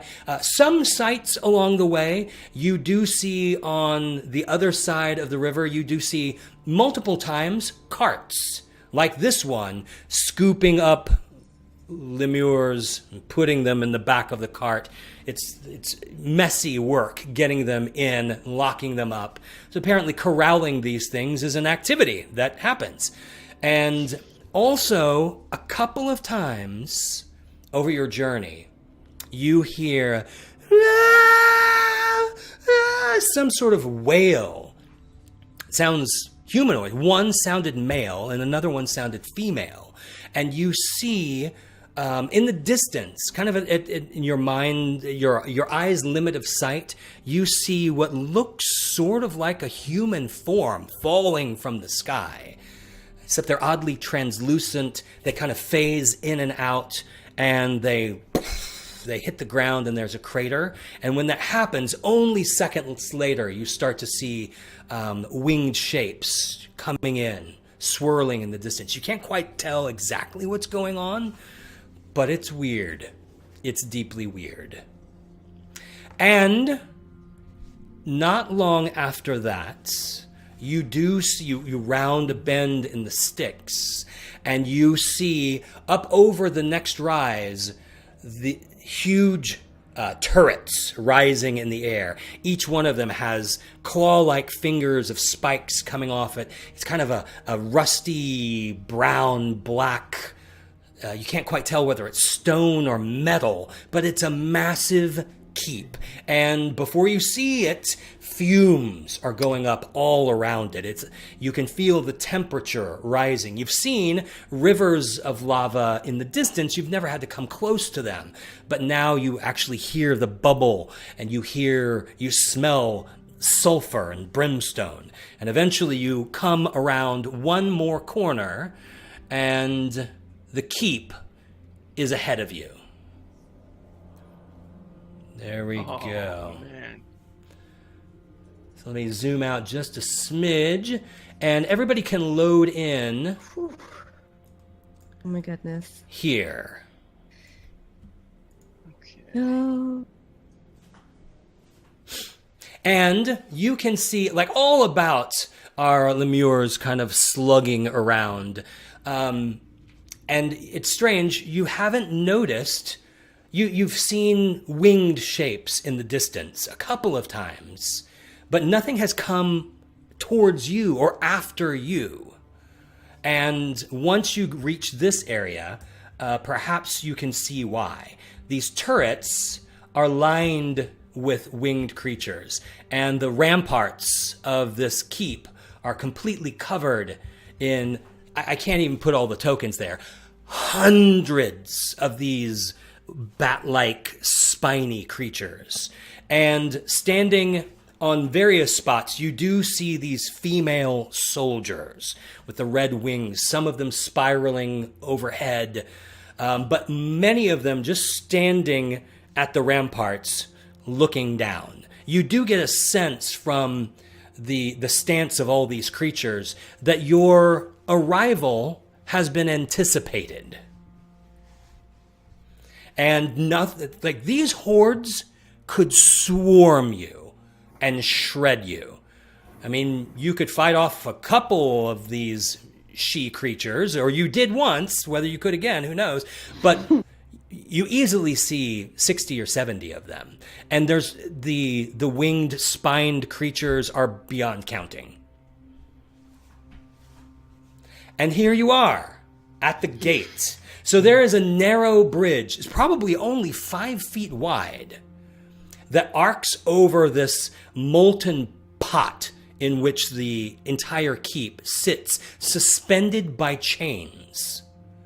And sometimes a little, some sort of mini eruption or bubble or something will pop in the lava, and it'll spray everywhere. Once you see it, like a fragment of magma land on a lemur, and it quickly liquefies and sizzles and smokes. And in front of you, there is a massive closed gate. And as you finally come to a stop, and like all of these heads are looking down at you, the gate rises. Heinrich will get down, look back, I mean, kind of eyes wide, and start taking off over the bridge. Cautiously, I suppose. All right. Yeah, go ahead and move your tokens. Let me get on the right dang layer. Come on, roll 20. Let's get on the right layer. Can we? This There we does go. not look like the kind of place we should be heading towards. Well, we don't exactly have a choice. If we try to walk away, I have a feeling our contract will be null. Whoa, that's the inside? Yes, so you walk across this bridge, and I try to figure out how our viewers can see it. You go across this bridge, and on the inside, there's this one massive layer. You can see to the way off to your right and to your left, there are huge stairways that ascend, you assume, to other places within. But the floor of this place is open to the lava, and massive devil heads are vomiting forth this bubbling lava, which spirals down in the middle. And every few moments, you see some sort of lava thing, nasty, oozy, come up and like fling off lava in various directions. There seems to be very few creatures, though, down there. You see a number of these spiny bats sitting and watching with anticipation, but nobody moves towards you.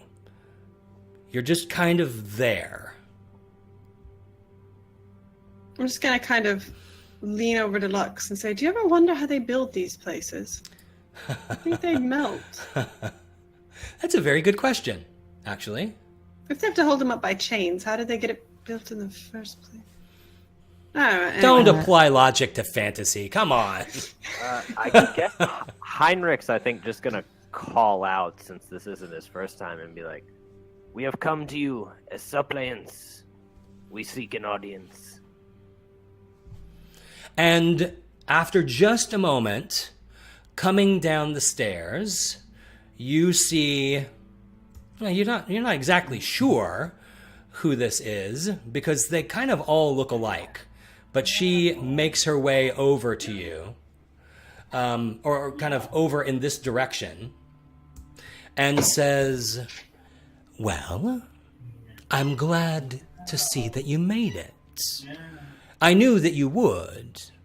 I knew that you were close, because had you been devoured by some creature along the way or smashed by a fireball, I would have felt the release from my contract. More importantly, I would have gone looking for your souls and found them. But here you are. Welcome to Bullbeyot's keep. Please, come. He has agreed to see you.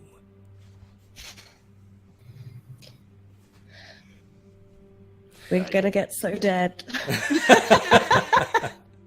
She motions that you come to her, and that guy flies out of the way. Yeah, he's kind of flying around the room. There we go. So, everybody come. Can we get under these devil heads and walk to her? Yes, you actually can. You can walk under the chin, and the lava goes down the creature's tongue. So you can basically go under its tongue. The heat is unlike anything you've ever felt. You feel like you're getting burned by being this close to molten rock. It is unbelievable. And you believe that if you stayed in this proximity much longer, you would actually start to weaken and fail. But you rush across, and she ushers you up a stairwell. Let's change the layers. Here we go. Okay, there we go. So you come up these stairs over here and find a massive open chamber. And your footsteps echo across the stone. And you also notice that up there, why is my throne not there? Huh. Can you see that throne? Where's the throne? I'm so sorry. I'm having map problems. I mean, looks like they're not home, so it's cool. We'll just, we'll head on. Oh, there it is. Okay. Sorry. The joys of Roll20. There's the throne. And as soon as you come up, you see a throne. And on the throne, you see some sort of massive, bulbous creature. He is quite terrifyingly fat, grotesquely obese. He has 2 ridiculously tiny wings coming off the back of him. Like, think Tweety Bird wings. Tiny little bat-like wings coming off the back of him, and rolls of fat. He's dressed in fine robes, but it looks like perhaps he's careless when he eats, or maybe he's had some sort of unfortunate digestive issue, because the entire garment is stained and fouled, and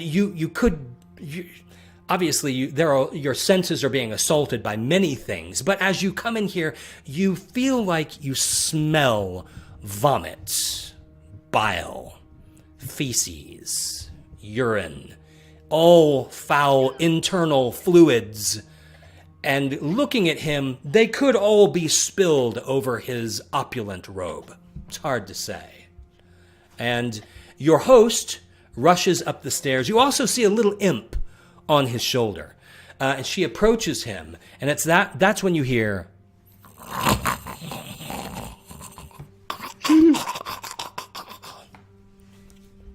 and she bows low and says, "Lord Bullbeyot."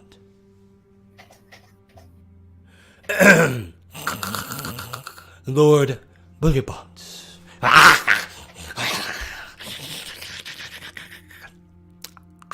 Yes. Have our guests come to us. And something lands on the floor, sort of oozes about and starts to kind of trail away, like leaving a slug trail. And he presses his huge hands down into the sides of his chair and raises his girth, which kind of wiggles back and forth like a wave. And he says, "Oh, we have guests from other worlds." and slaps his big mitts together. He extends his hand towards you. He starts to walk down the stairs, and as he does so, he basically, not like by swinging his arm, but just by running into her, knocks her out of the way, and slowly descends towards you, and comes all the way down here, approaching you. He has about 1,000 teeth from this massive, wet, oozing mouth. And the imp sits on his shoulder and smiles at you as he kind of wiggles back and forth. And he says, Lord Bullbeyot, at your service. I am honored that you would come and sup with me. You will sup with me, will you not? Be my guest. Question, was that the imp talk, like the imp on his shoulder? No, the imp is just sitting there smiling. I was going to say that would have been hilarious if the imp was actually Lord Bullbeyot. That is a great idea. I wish I had thought of that. But no. No. That would have been funny. Please, we have much to discuss. And he motions towards the doors, the stairway on the other side, and these small devils are bringing in a massive table. You can see it's covered in bowls and pots. Whatever's in it is steaming up. Will you join me for dinner? Please, please. He's about 9 feet tall. I didn't mention. So he is basically a gelatinous boulder of a creature. Okay. Yes, subscience in your keep. We should. I mean, looking around slightly nervously to them, join you for supper here. Good. Good. And as you turn to the table, and the lids are removed from the dishes, and Bullbeyot slowly lumbers towards the head of the table, your senses are assaulted with a number of smells. And he sits at the head of the table and says, Let's talk. Thus ends episode 5 of Mordenkainen's Path of the Plains. Sorry to end just a little bit early. I've got to actually go catch a plane. So we are cutting out just a smidge early. Man, that was kind of fun. That was a wild one, y'all. We gonna die. Very, very fun. You're gonna die. Ooh, all We're definitely going right. to get salmonella. Yeah, Or you might get ill. You might get ill from this. I don't think there's that, that white thing that's got like a big green A or B, like the health department score that they have in the windows of restaurants. You didn't see that coming in. Didn't see that. So thank you, players. You guys are fantastic, and everybody knows that. And so they want to know, where can they see you this week? How can they connect with you? Let's talk about that. Kem, please go first. So, you can follow me on Twitter if you like. I'm at _Kempester. I also do a Dungeons and Dragons podcast called The Undersiders. We release every second Monday. And with one of my besties here in Berlin, we do a podcast called Monster Crush, where we talk about dating aliens, cryptids, and monsters. It would be really awesome to come along and enjoy that as well. Fantastic. Kelly. Hi, I'm Kelly at the Opera Geek on Twitter. Usually you can find me making loud noises for money on opera stages, which I'm actually going to be doing next month. But hi, Kat. But I would actually like to make a plug for Grant Ellis from Vile and Villainous. Please. So, we love Grant. Grant is going to be running a Cypher System game on Friday night at 8 p.m. Eastern, starring the lovely ladies off the table and some guy somebody might have heard of named Matthew Mercer. And Grant will be DMing that. And I really no pressure. I suggest that you tune in because there might be a familiar face from the Greyhawk channel. Oh, imagine that. Wow. Imagine that. Wow. Eager to see that. Sean M., what's going on? Oh, okay, so write a blog. Tomorrow, Waffle Talk will re-air on the D&D channel at 7 p.m. Eastern. Saturday on my Twitch channel, Power Score RPG, I'm going to run... We just did the final battle of Tomb of Annihilation, and now there's actually some rooms after that, so we're going to play through that. I think I'm also going to run... They just released the new book, Mordenkainen's Path of the Plains, the promo adventure for it that's in stores. It's called Rakma, so I think I'm going to run that Saturday night also. And Sunday I'll have Dungeon Academy, and yeah, so there you go. Wow. And Sean... Oh, and check out the Dice Camera Action Wiki. I just updated it yesterday. Yes, right on, right on. It's a Gamepedia. So, yeah, that's it. And Sean O. Well, guys, you can catch me next Here we go again. on... It's doing it again. How is it doing it again? Why, y'all? Why? You'll have me. It's because I'm a robot. You guys can catch me at 7:30 EST on Castle Mac, twitch.tv/Castle Mac for Curse of Strahd, and on Twitter.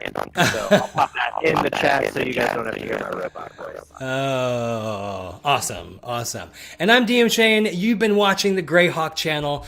We've had a lot of people follow. Please, if you've enjoyed any of this, go hit the follow button. We've got so many great shows going on. I think we're doing like 4 or 5 shows a week. So please check us out. I am sorry to rush away. I got to go catch a plane. And I will see you next time on the Greyhawk channel. Bye.